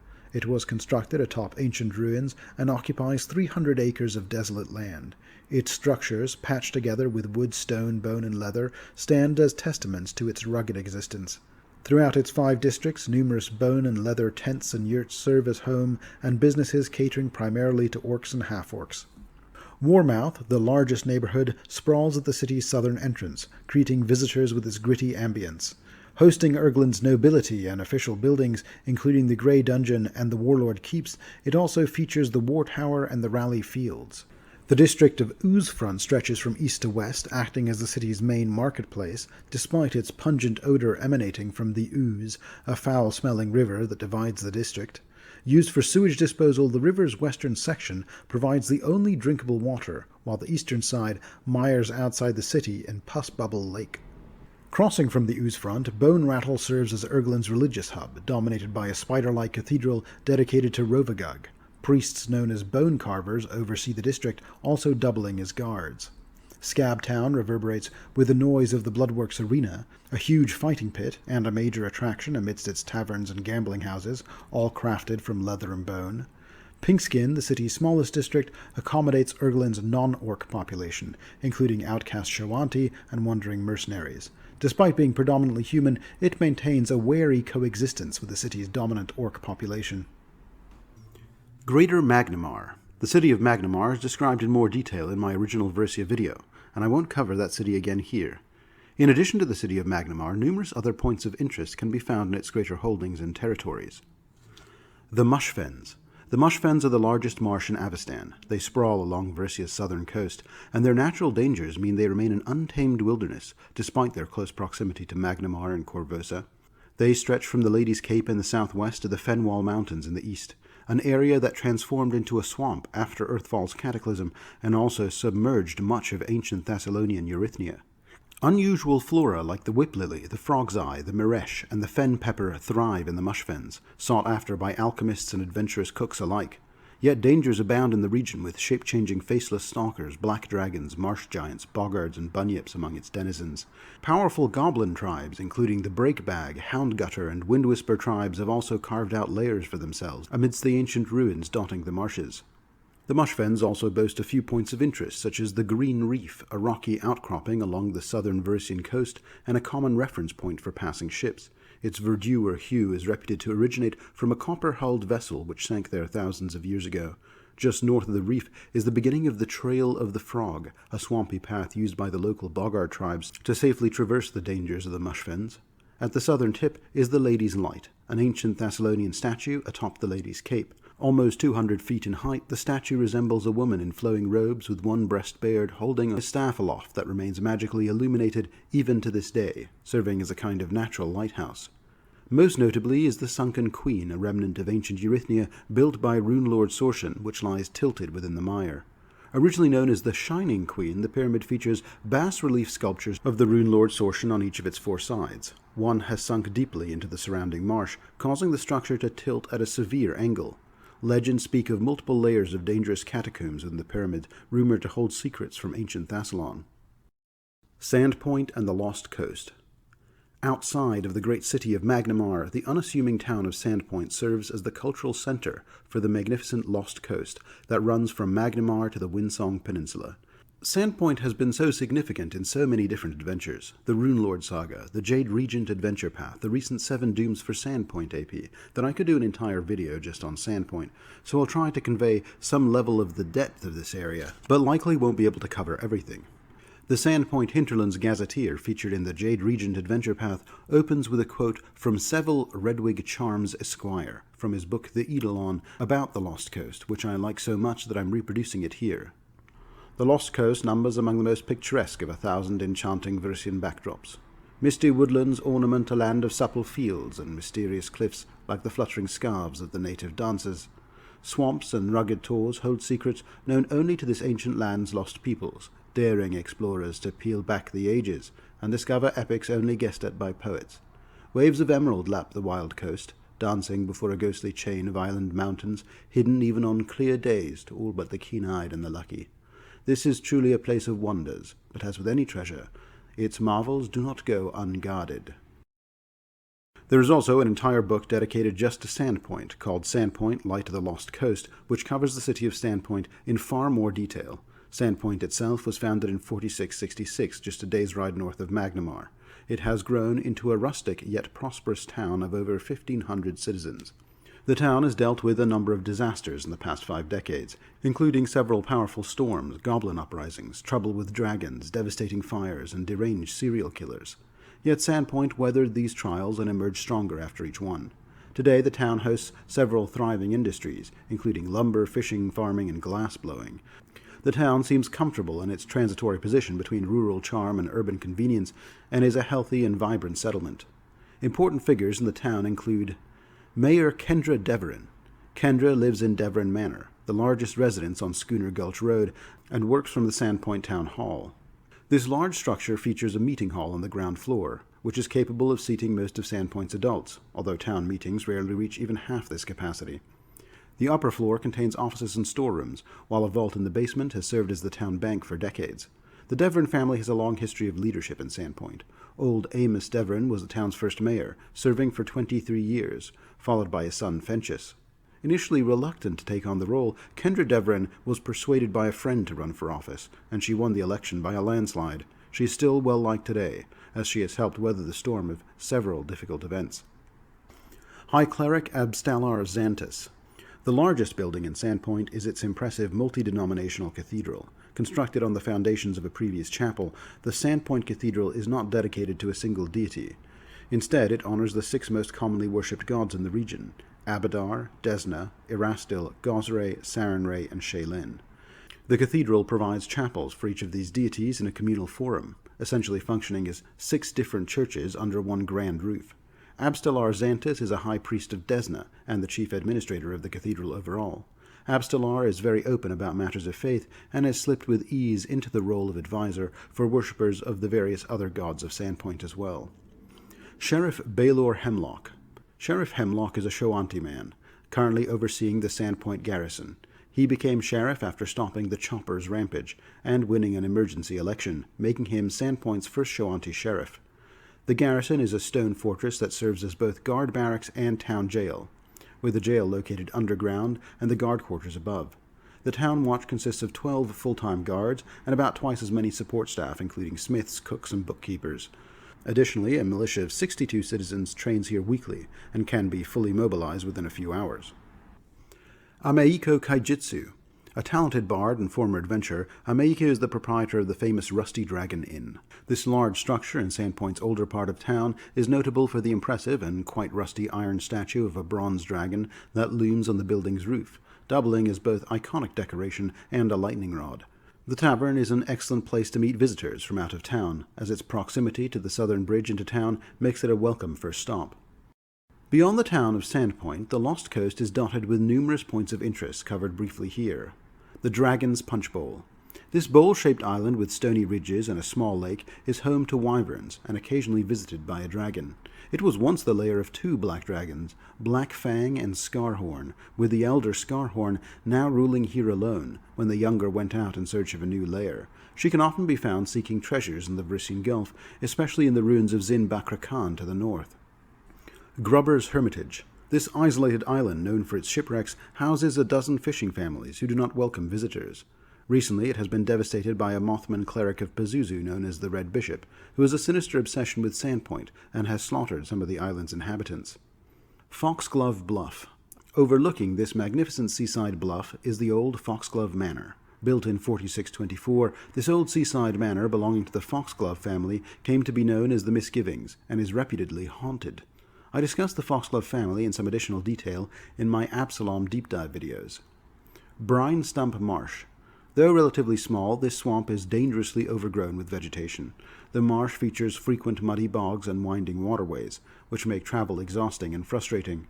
Consequently, the area remains largely unexplored, with few of Sandpoint's residents venturing here. Only some fishers and herbalists who stick close to the New Fish Trail in the northern part of the fen dare to enter. The marsh's dangers include a goblin tribe known as the Lick Toads, giant spiders, reef claws, and venomous snakes. The Moors. There are 3 stretches of the hinterlands where the land turns to poor quality soil and stony ground.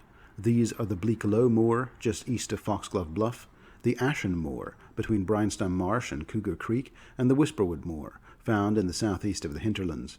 All 3 of these are home to ghouls, goblin dogs, wolves, wargs, and other dangerous creatures. At the end of the Ashen Moor is a seaside precipice known as Hag's Plummet. Varisian tales tell of Bevanaka, who sought beauty from a witch and became cursed. She threw herself from the cliffs here in despair, thus giving the landmark its name. The Pyre. North of the Ashen Moor lies a rugged cluster of hills, including a notable promontory that the ancient Varisians once used for rituals, including the annual Swallowtail Festival. It has not been used as a gathering place by Varisian travelers for some time, however, but rumors suggest that the hills around the Pyre are now being used by certain bandit groups. The Old Light. The Old Light is the Sandpoint hinterland's most significant landmark, and also the oldest structure near the town, for it was originally one of Runelord Elasnist's Hellstorm flumes during the final centuries of Thassilon.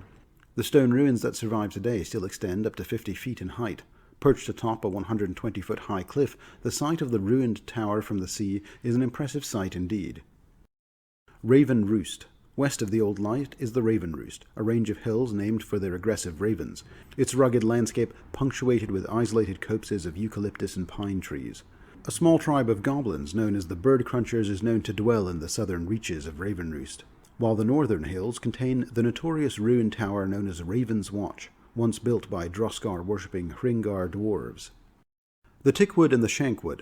The Lost Coast Road continues east after skirting the edges of the Raven Roost and running along the coastline, and then it turns slightly southeast here, where it bifurcates a deciduous forest of maple, oak, and birch. On the south side is a long narrow forest called the Tickwood, known for the giant ticks that give the wood its name, but also for boars, making it a popular hunting ground for Sandpoint's wealthier residents. On the north side is the Shankwood, named for an escaped prisoner who lived here some years ago, which has for a long time been the domain of the territorial Seven-Toothed Goblin tribe. The Seven-Toothed Goblins are among the many tribes who are known to raid Sandpoint itself from time to time. The Three Cormorants. North of the Shankwood there are 3 islands that stretch from the coastline in an almost straight line called the Three Cormorants. These sea stacks are home to harpies, and though they often torment goblins, they generally avoid mainland concerns. The harpies are led by Seru, a soft-spoken but cruel creature who enjoys tormenting victims with false promises of escape if only they'll entertain him with a story or joke he's never heard before. The Nettlewood. Continuing east, the Lost Coast Road skirts the edges of the Nettlewood, a dense, tangled forest with low trees and thorny underbrush, which has made it one of the least explored regions in the area. 3 locations of note in the Nettlewood are actually sites found along the densely forested cliffs that overlook the Varisian Gulf: the Pauper's Graves, Thistletop, and Tiravin's Lair. The Pauper's Graves. Before Sandpoint's founding, this was a Varisian graveyard site. Now it's infested with ghouls, and 2 significant ghouls among their number are worth calling out. The first is the Lord of the Tunnels Below, the Ghast priest Kaer, a disciple of the demon lord Cabriri. The second is Jediah Keln, who was deceived and tricked by Kaer into removing the site's magical protections, and was thereafter turned by Kaer into a ghoul himself. Jediah now guards the graveyard surface from unwelcome intruders seeking to restore the old protective seals. Thistletop. During the height of Thassilon, immense statues of Rune Lord Karzug stood sentinel along the nation's border. Today these statues lie in ruins, with one of their massive fallen heads resting at the edge of the Nettlewood. This landmark, known as Thistletop, is visible from the sea, but difficult to reach due to the treacherous rocks and reefs offshore from the Lost Coast north of Sandpoint. Thistletop has long been home to a particularly violent goblin tribe, responsible for the devastating Swallowtail raid that began Pathfinder's very first adventure, The Rise of the Rune Lords.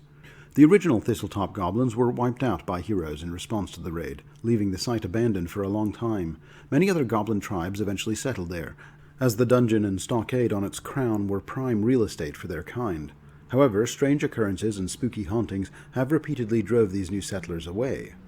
The source of these hauntings is the restless spirit of Chief Ripnugget, the former leader of the Thistletop goblins. Slaughtered by adventurers, Ripnugget rose from the dead as a grave knight. As a grave knight, Ripnugget spent years venting his rage in the dungeons, periodically butchering or scaring off any goblins who dare to settle above. Now Ripnugget's wrath has cooled enough for him to finally turn his attention outwards once again. Tiravin's Lair. The Black Dragon Scarhorn isn't the only notable dragon in the Sandpoint hinterlands. The bronze dragon Tiravin is equally significant, though far more reclusive and secretive. Tiravin dwells in a sea cave with no above-ground entrances, its underwater mouth located below the cliffs at the northernmost edge of the Nettlewood. In the long past, Tiravin interacted more frequently with Varisian travelers, but the encroachment of civilization, particularly Sandpoint, has made him retreat into the shadows. He is aware of Scarhorn, and suspects that the Black Dragon will eventually raid Sandpoint, but the Bronze Dragon is waiting for such an event to reveal himself. Only one Sandpoint citizen knows the truth about the dragon: Ameiko Kaijitsu, who met Tiravin in his human form early in her adventuring career and impressed him by seeing through his disguise. They became fast friends, and though they rarely spend time together now, Tiravin is secretly amused and proud that she named her tavern after him. The Mosswood. South of the Nettlewood lies the Mosswood. As the forest has more open ground than the denser Nettlewood, it is more easily explored by trappers and hunters, but the large numbers of goblins here present a reasonable challenge to those who come here alone. Currently, the Mosswood goblins consist of 34 different families of various sizes.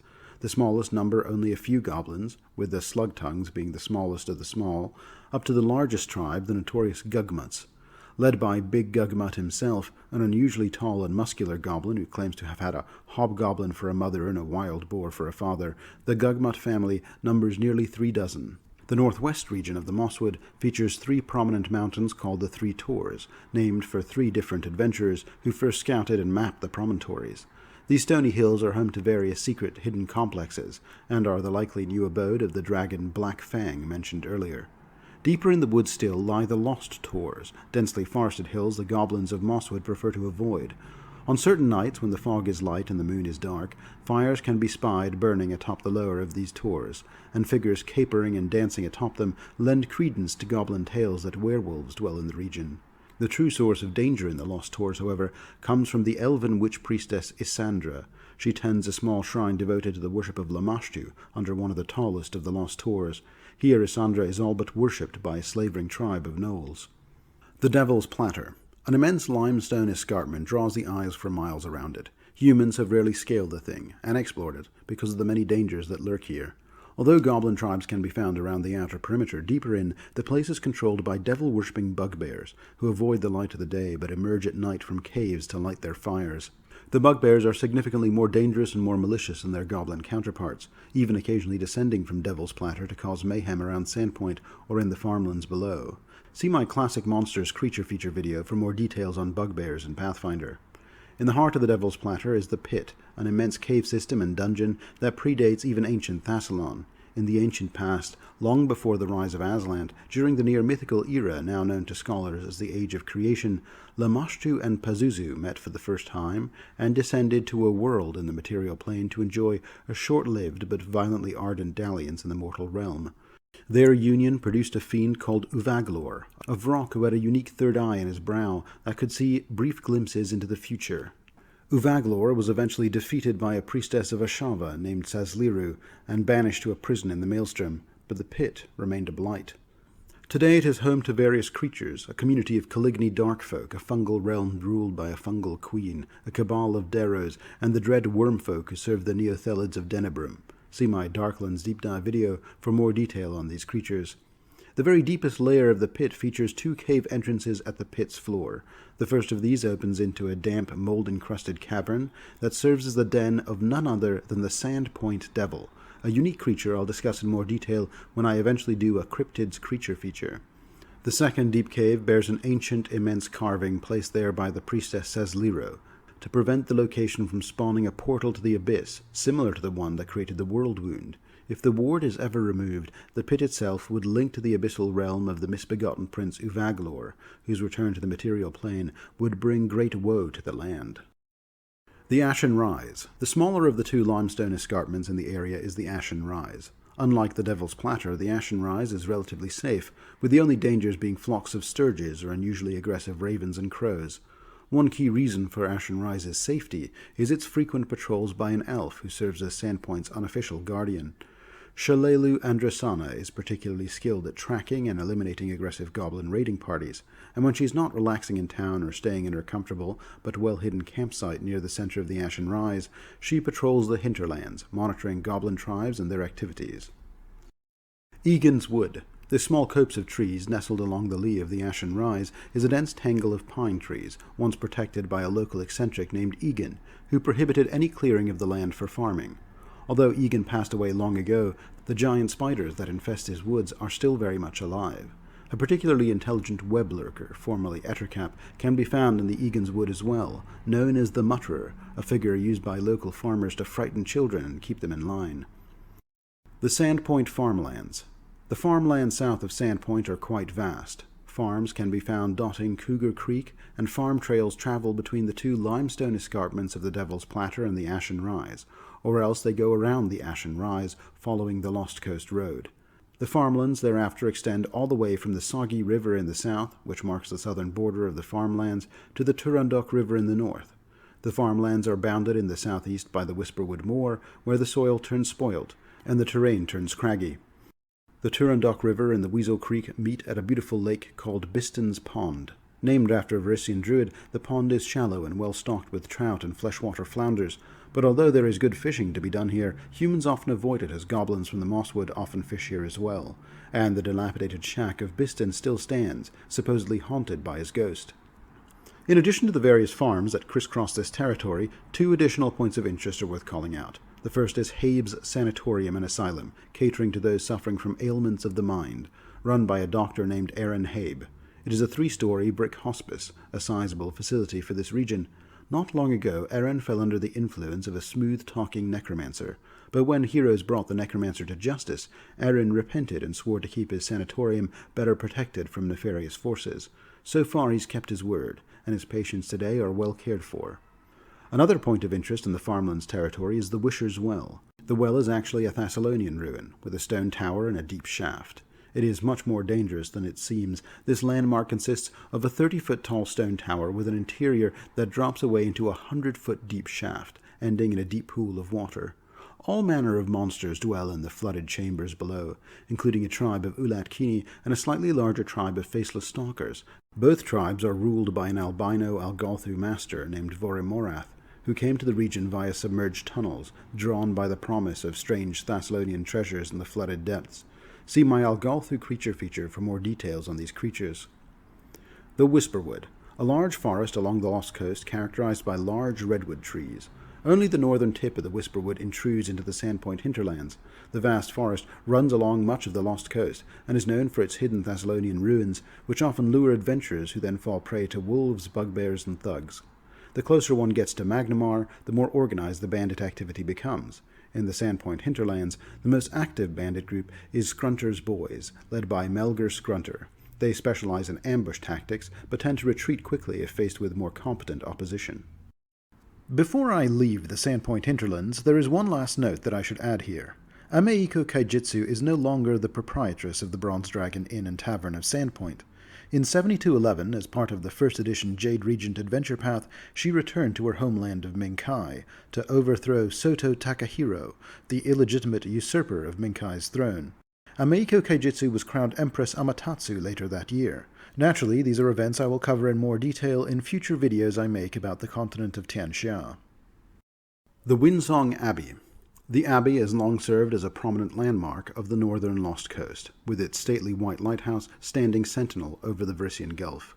It was founded in 4082 as a neutral ground for priests from various faiths to discuss religion and philosophy peacefully. It was in fact built over an ancient temple dedicated to Grotus, god of the end of time, and it secretly housed a hidden mysterious Grotan doomsday door underneath it.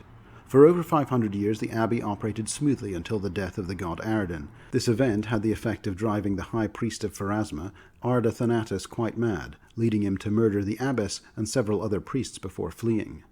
The abbey fell into disarray, with many priests abandoning it or becoming isolationists.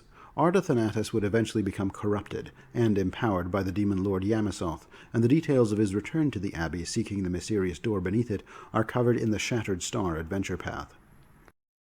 The Fogscar Mountains.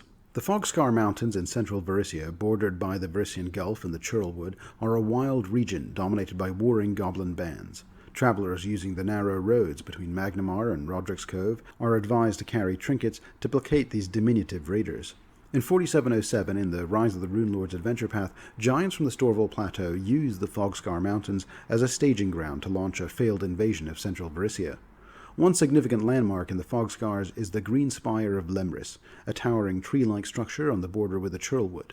Made of twisting wooden trunks and surrounded by vines, it houses numerous birds and forest creatures.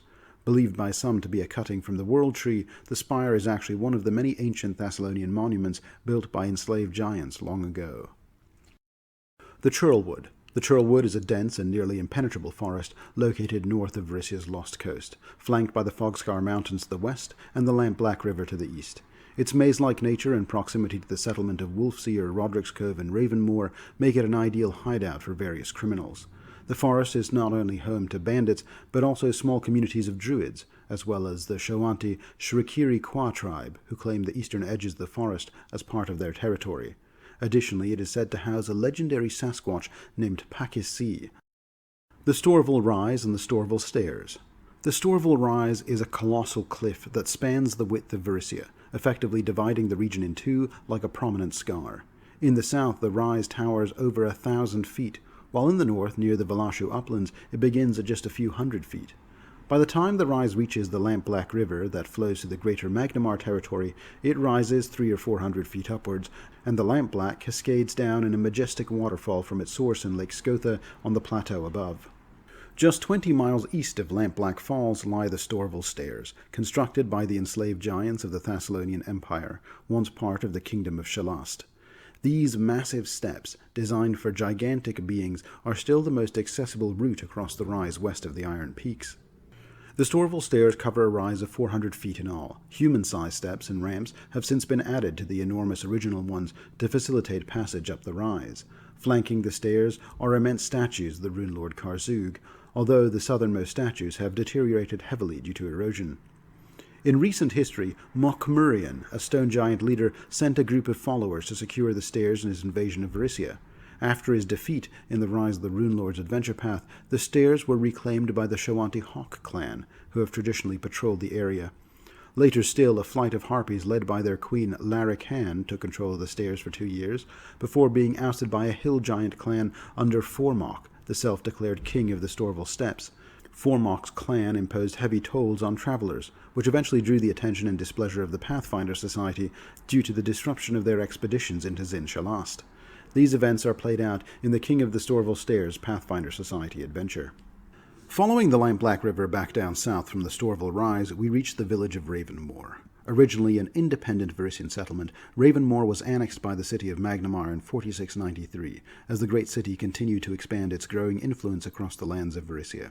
Quaint and isolated, the residents of Ravenmoor are happy to trade with those passing along the Lampblack River, although for many years travelers seeking to spend the night in Ravenmoor found that no inns or flophouses in town accepted boarders.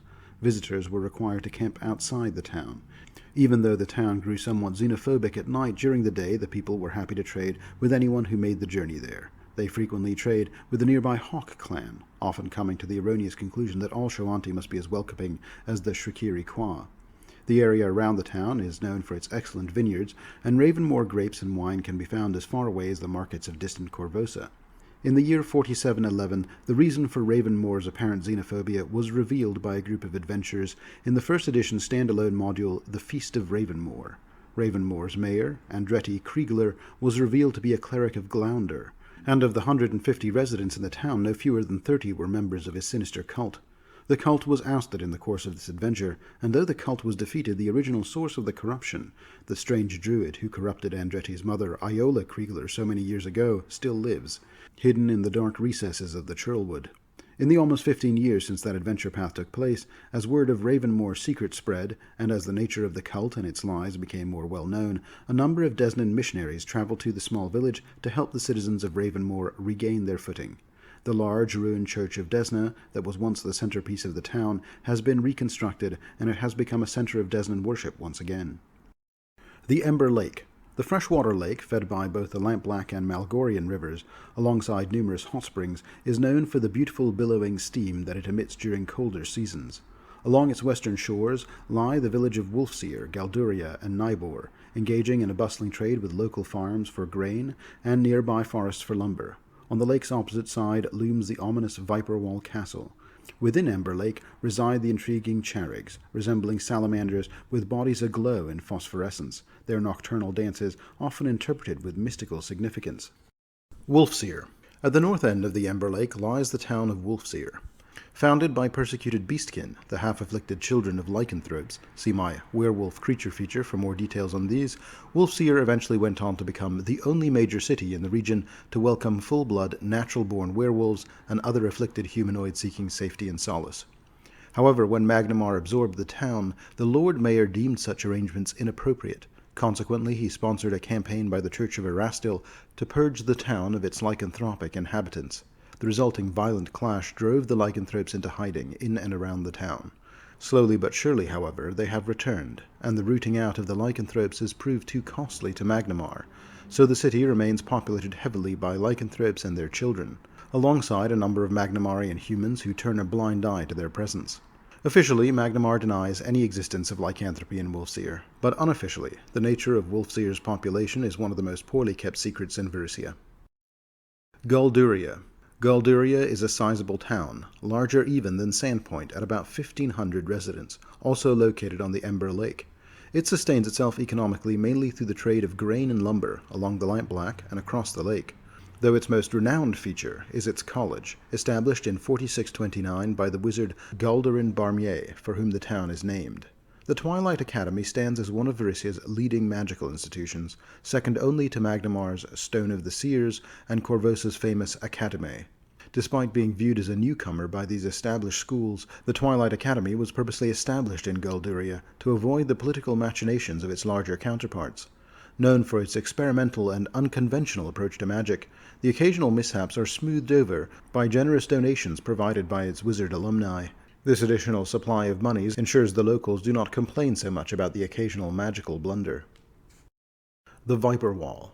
Situated on the eastern shores of Ember Lake in central Varisia, the Viper Wall stands as a notorious keep, characterized by its numerous conical towers and serpent carvings that emit a sickly green light and poisonous fumes.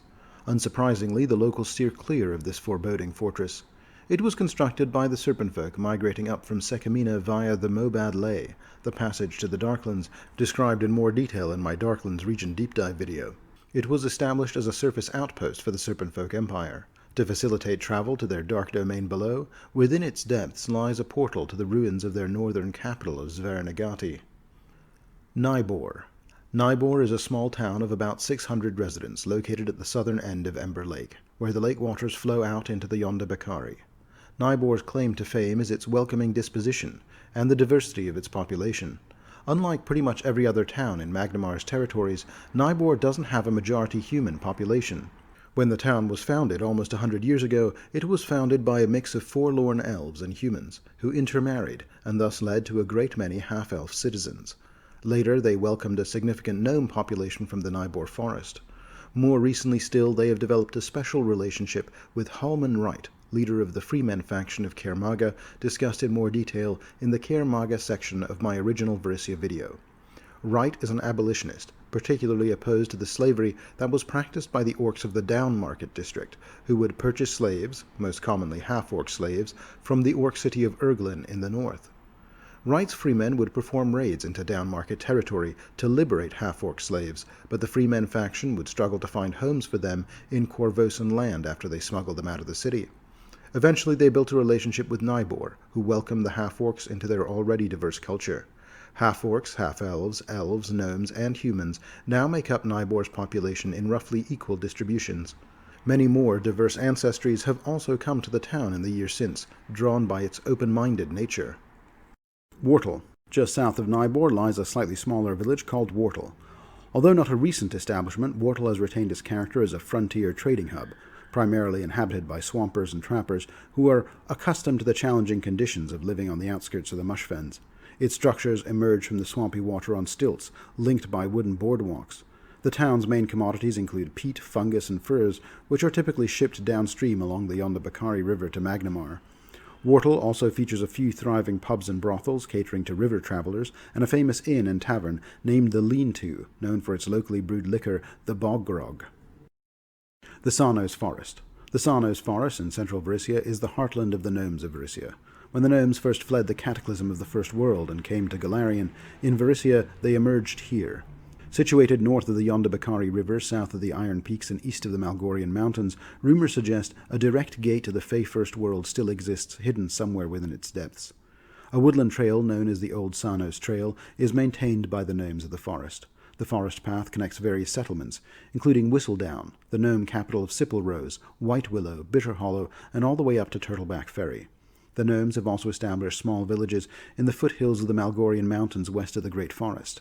Although the Malgorian Mountains can be characterized as being among the more civilized wilderness areas of the region, it is also one of the most geologically active.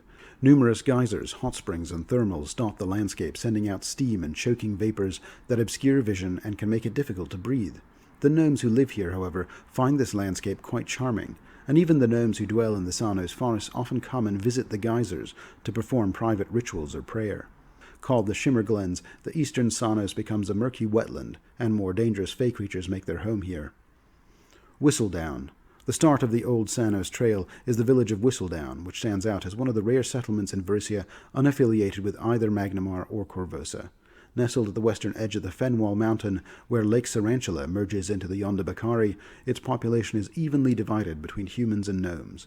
A popular stopover on the dry road stretch of the old Varisian Yonda Bakari caravan trail, Whistledown boasts a reputation for crafting high-quality musical instruments and other goods of leisure.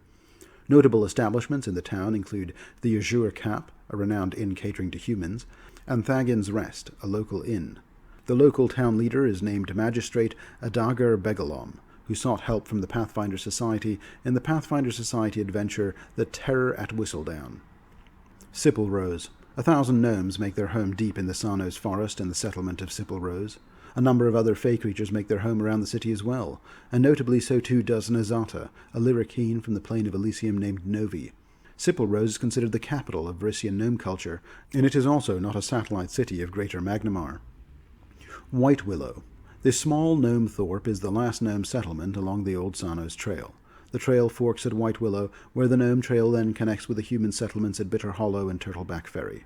The small gnome community here is fairly friendly with the trappers of Bitter Hollow and the rangers of Turtleback Ferry. Lake Coal and Claybottom Lake. 2 large lakes, Coal and Claybottom, are fed by runoff from the Iron Peaks and the Storval Deep, and can be found at the north end of the Sarnos Forest. Here the population turns from predominantly gnomish to predominantly human again, and these towns are considered to be a part of Greater Magnimar once again. The towns of Bitter Hollow, Turtleback Ferry, and Pendaka can all be found along these lake shores. Bitter Hollow. This small thorp, fewer than 50 villagers in all, on the banks of Lake Cole, is home to a number of hunters and trappers. At the heart of the town lies the Gator's Nest, its sole trading post. The town's founders showed remarkable foresight by constructing the Wicker Walk, a wooden and reed walkway designed to foster trade with the gnomes of the nearby Sarnos Forest. Although trade with the gnomes isn't frequent, the Gator's Nest occasionally offers unique and unusual items for sale. Turtleback Ferry. Mayor Malin Shreed leads this quiet frontier town of about 500 people. Turtleback Ferry came under the control of Magnimar around 4662. This was interestingly not a case of Magnimari expansionism, but resulted from a request for aid. Already an established village at the time, Turtleback Ferry sought additional protection from marauding ogres and ogrekin. To this end, the Lord Mayor of Magnimar built the nearby Fort Rannoch, and enlisted a faction of rangers, known as the Order of the Black Arrows, to lead the defense. In 4662, the rangers decisively defeated the ogres of Hook Mountain in the Valley of the Broken Trees, maintaining peace for many years. Turtleback Ferry also became an important location during the events of the Rise of the Runelord's Adventure Path in 4707, and faced significant upheaval during the Giant Invasion. The ogres of Hook Mountain, seeing the rangers as obstacles to their invasion plans, attacked and occupied the fort, nearly wiping out the Order of the Black Arrows completely. Simultaneously, the ogres damaged the dam at Skull's Crossing, nearly causing a catastrophic flood in Turtleback Ferry and releasing the ancient creature known as the Black Maga. However, a group of heroes sent by the Lord Mayor of Magnimar managed to retake the fort, prevent the dam from flooding, and eliminate the threat from Hook Mountain. Pendaka. This tiny thorp was built on a rocky promontory that overlooks Claybottom Lake's southern shore, near where it flows into the Skull River. Pendaka has a single inn that also functions as a trading post known as the Wall-Eyed Wife, but the settlement's real claim to fame is its skilled baker Olam Keecher and his delicious cranberry turtle egg pies. Greater Korvosa. The city of Korvosa is described in more detail in my original Varisia video, and I won't cover that city again here. In addition to the city of Korvosa, numerous other points of interest can be found in its greater holdings and territories. The Ashwood. Among Varisia's many foreboding forests, the Ashwood stands out with a particular chilling reputation. Nearly everyone within 100 miles of the forest claims to know someone who has personally encountered a ghost, a werewolf, or another eerie entity within its dark, dense borders. While locals eagerly share these tales during the day, they become a little more taciturn at night, barring their doors and piling firewood high for protection. The Church of Erastil takes these stories seriously, with its followers frequently patrolling the dells and towns along the forest's edge to ensure that the sinister creatures within the Ashwood remain there. Lake Sarantula. Lake Sarantula is a freshwater lake in southern Varisia stretching about 100 miles from east to west. It's one of Varisia's busiest waterways, due to its strategic position between Magnimar and Korvosa. The towns of Whistledown, Ilsurian, Biston, and Melfesh are all situated along its shores, with residents benefiting from the lake's abundant fish. However, most villagers stick to the northern banks, wary of the mysterious ruins down the southern shore, along the Fenwall Mountains, and what might lurk in the waters nearby. Ilsurian. The city of Ilsurian is the largest settlement on Lake Sarantula, with close to 1,000 residents making up its population. After the Shelish Empire's fall, many citizens of Korvosa were displeased with Korvosa's new monarchy. Among them was a man named Ilsur, a former First Sword of the Knights of Aradin. In 4631, Ilsur left Korvosa with his followers to establish a new town named Ilsurian, hoping to eventually overthrow Korvosa's leadership. However, he struggled to gather enough allies and abandoned his dream, focusing instead on leading his new town. Ilsurian's location was originally a Varisian campsite, and Ilsur's aggressive takeover led to a lasting tension with the Varisians.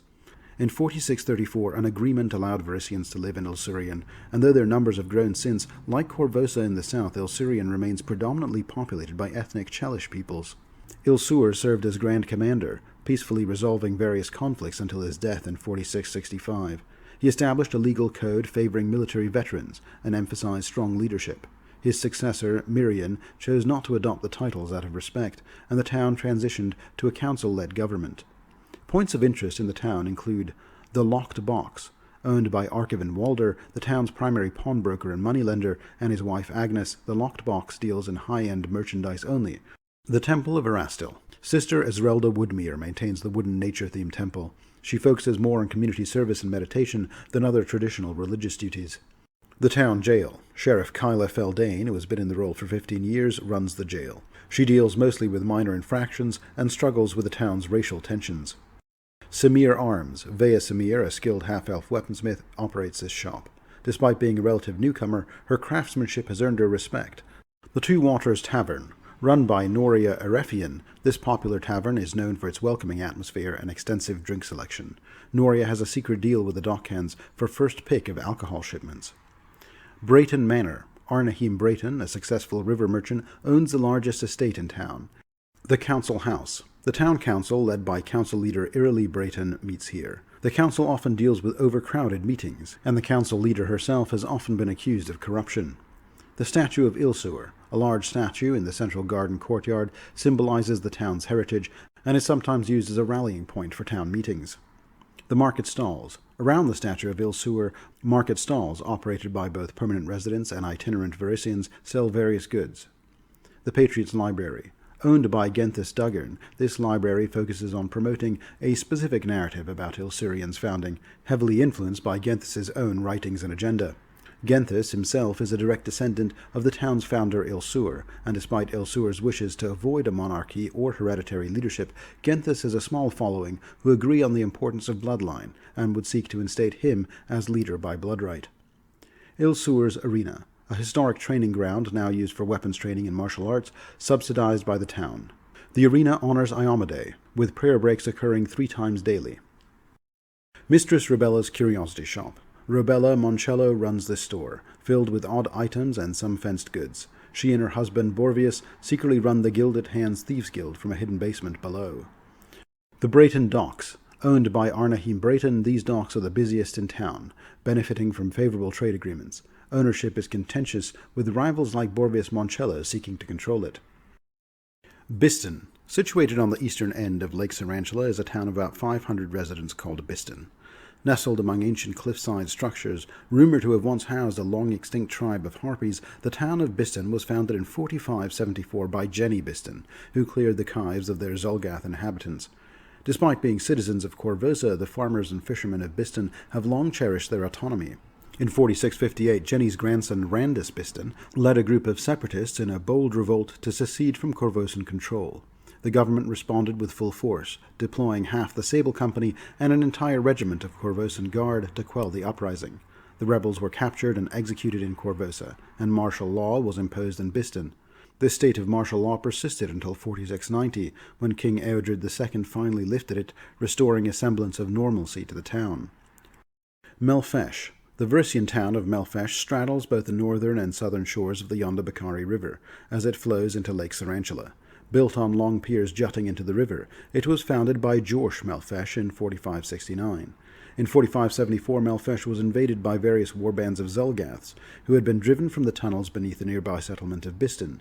These invaders were eventually eradicated, and this set a trend of military preparedness that persists to this day. Melfesh is the largest and most heavily fortified inland settlement of Korvosa. As a critical military outpost, it provides essential support to other outlying settlements, such as Biston and Baselweef. Additionally, Melfesh controls a massive drawbridge across the Yonda-Bakari River, which grants the town control over trade to and from Yanderhof via the Runtash. The tolls collected from this bridge are typically shared with the Dwarven city, though disputes arise often, especially when Magnimarian vessels are charged nearly double the tolls paid by ships from Korvosa. The powerful current of the Yonda-Bakari River is harnessed by numerous water wheels, driving Melfesh's lumber and grain mills and contributing significantly to the town's economy. The Fenwal Mountains. The Fenwal Mountains form a natural barrier between the Mushfens and the fertile lands surrounding Korvosa. Despite being as dangerous as the various other monster-infested mountains of Varisia, the rich veins of metal beneath these mountains continue to attract many prospectors. These range from loners and outcasts hoping to strike it rich to larger operations sponsored by major trading houses. Although the mountains are dotted with prospecting operations, they remain largely untamed, and the civilizing effect of these mines are minimal.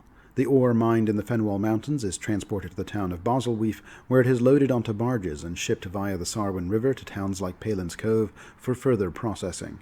One point of interest in the Fenwal Mountains is the Black Edifice, a structure left behind by the Thrall Keepers, a cult of thaumaturgists of the ancient world.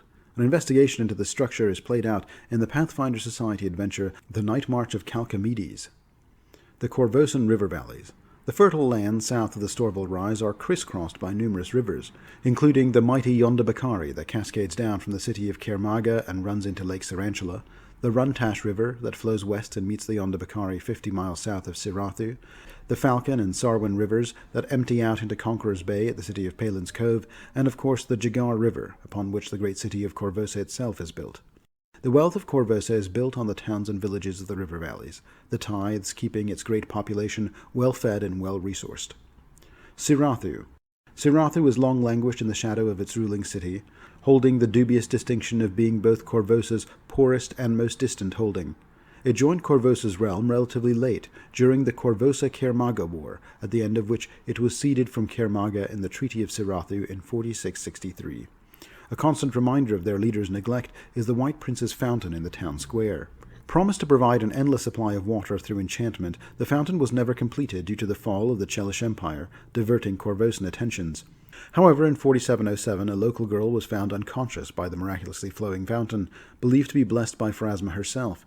Since then, she has become a rallying figure in the growing unrest among Sirathu's citizens, prophesying change and advocating for the town to break free from Korvosan control. Abkin. Another small Korvosan hamlet with about 300 residents, founded in 4668, sits on the upper Yonda-Bakari River, northeast of Melfesh. It's enclosed by a wooden palisade, fiercely protected by its residents. Trained in combat, even children defend the town. Though part of Korvosa, Abkin pays taxes irregularly, often settling debts with food and supplies instead. It also trades with Kaer Maga, and skirmishes with the Sklar-Kwa Shoanti tribe have known to occasionally trouble the town. Baselweef. Baselweef is slightly larger at 500 residents, nestled in the eastern Fenwal mountain foothills by the Sarwin River. Founded in 4563 by Jaden Baselweef, who built an impressive fortress there, it has endured various challenges over the years, including attacks by the red dragon Glarataxis. The village thrives on mining copper, iron, and rare metals. Despite a small militia, it relies heavily on Melfesh for protection. Baselweef boasts a sizable halfling population, the largest in the region overall. One curious event that occurs annually here is that a mighty cloud giant named Sephirin visits the town occasionally to challenge locals to a culinary contest for prized rewards. Hars. Bigger still than Baselweef is the town of Hars. Established in 4536 by Sarwin Hars, for whom the nearby river is also named, Hars serves as a vital link between Korvosa's inland and coastal territories. Situated where the Sarwin and Falcon rivers meet, the town's twin ferries facilitate easy river crossings for travelers. Originally a crossing point, predating Chelish settlements, Hars consists of a few dozen structures, including an Erastil church, 2 grocers, and 2 taverns. Most residents dwell on the surrounding farms and ranches. Renowned for horse and livestock breeding, Hars hosts an annual rodeo at the Hars Market, showcasing Varisia's premier riders and animals. Palin's Cove. Named after Kira Palin, an early naval heroine of Korvosa, Palin's Cove holds significant importance in the city-state's domain. It is not a village, but a large town, boasting a population of over 2,500 residents. Initially a military outpost crucial in Chelish victories against the Shoanti, it transitioned into an official settlement of Korvosa in 4485. Situated at the Falcon River's mouth, about 80 miles northwest of Korvosa, it boasts a robust industrial sector, recognizable by the pervasive black smoke from its factories. This industrial growth, while economically beneficial, has stirred resentment among environmentalists, druids, and displaced craftsmen. Despite this, Palin's Cove remains a key producer of siege weapons, vital for both local trade and defense against potential threats, including the periodic assaults of the red dragon Glarataxis. Veldraine, smaller than Palin's Cove, but larger than the other regional townships, Veldraine stands out as one of Korvosa's pivotal strongholds and Varisia's second oldest Chelish settlement. Positioned at Conqueror's Bay mouth, it serves as the backbone of the Korvosan navy. The town hosts the primary naval academy, shaping the majority of Korvosa's sailors and captains. A monumental winch crowns its defenses, enabling the deployment of a massive chain across the bay's entrance, thwarting invading fleets or ensnaring intruding pirates. Although the chain is rarely used, it did see action in 4685 against Riddleport pirates during the famous naval siege then. Veldraine's economic vitality intertwines with that of Korvosa's, with both relying on each other for trade and maritime security. The Mindspin Mountains. The Mindspin Mountains are a huge and landscape-defining mountain range that stretch from the Erglan Gap to the Umbral Basin. The Korvosan spur of the Mindspins run from the Storval Rise to the border with Nidal. Various important locations can be found in the Mindspin Mountains, including Daygard's 1,000 Columns, a field featuring a large number of towering pillars and pylons of jagged crystal that were used in antiquity by the Rune Lords of Sloth, particularly Kroon, for conjuring armies of extraplanar forces to defend his realm of Haruka. The ruins of Zin Haruka, the capital city of the Kingdom of Sloth. The mighty dwarf sky citadel of Yanderhof, discussed in more detail in my original Varisia video, and Citadel Vraid, the headquarters of the Hell Knight of the Order of the Nail, discussed in more detail in my Hell Knight Faction Guide video. The Bloodsworn Vale. The only safe land route between the nation of Nirmathas and the lands of Varisia across the Mindspin Mountains is the Bloodsworn Vale. It was discovered by Chelish forces during the Everwar expansion, and they used it as a staging ground for their conquest of southern Varisia. The most brutal historic clash between Chelish forces under Field Marshal Korvosa and the Shoanti defenders, marking a pivotal event in the Everwar, occurred here in 4396.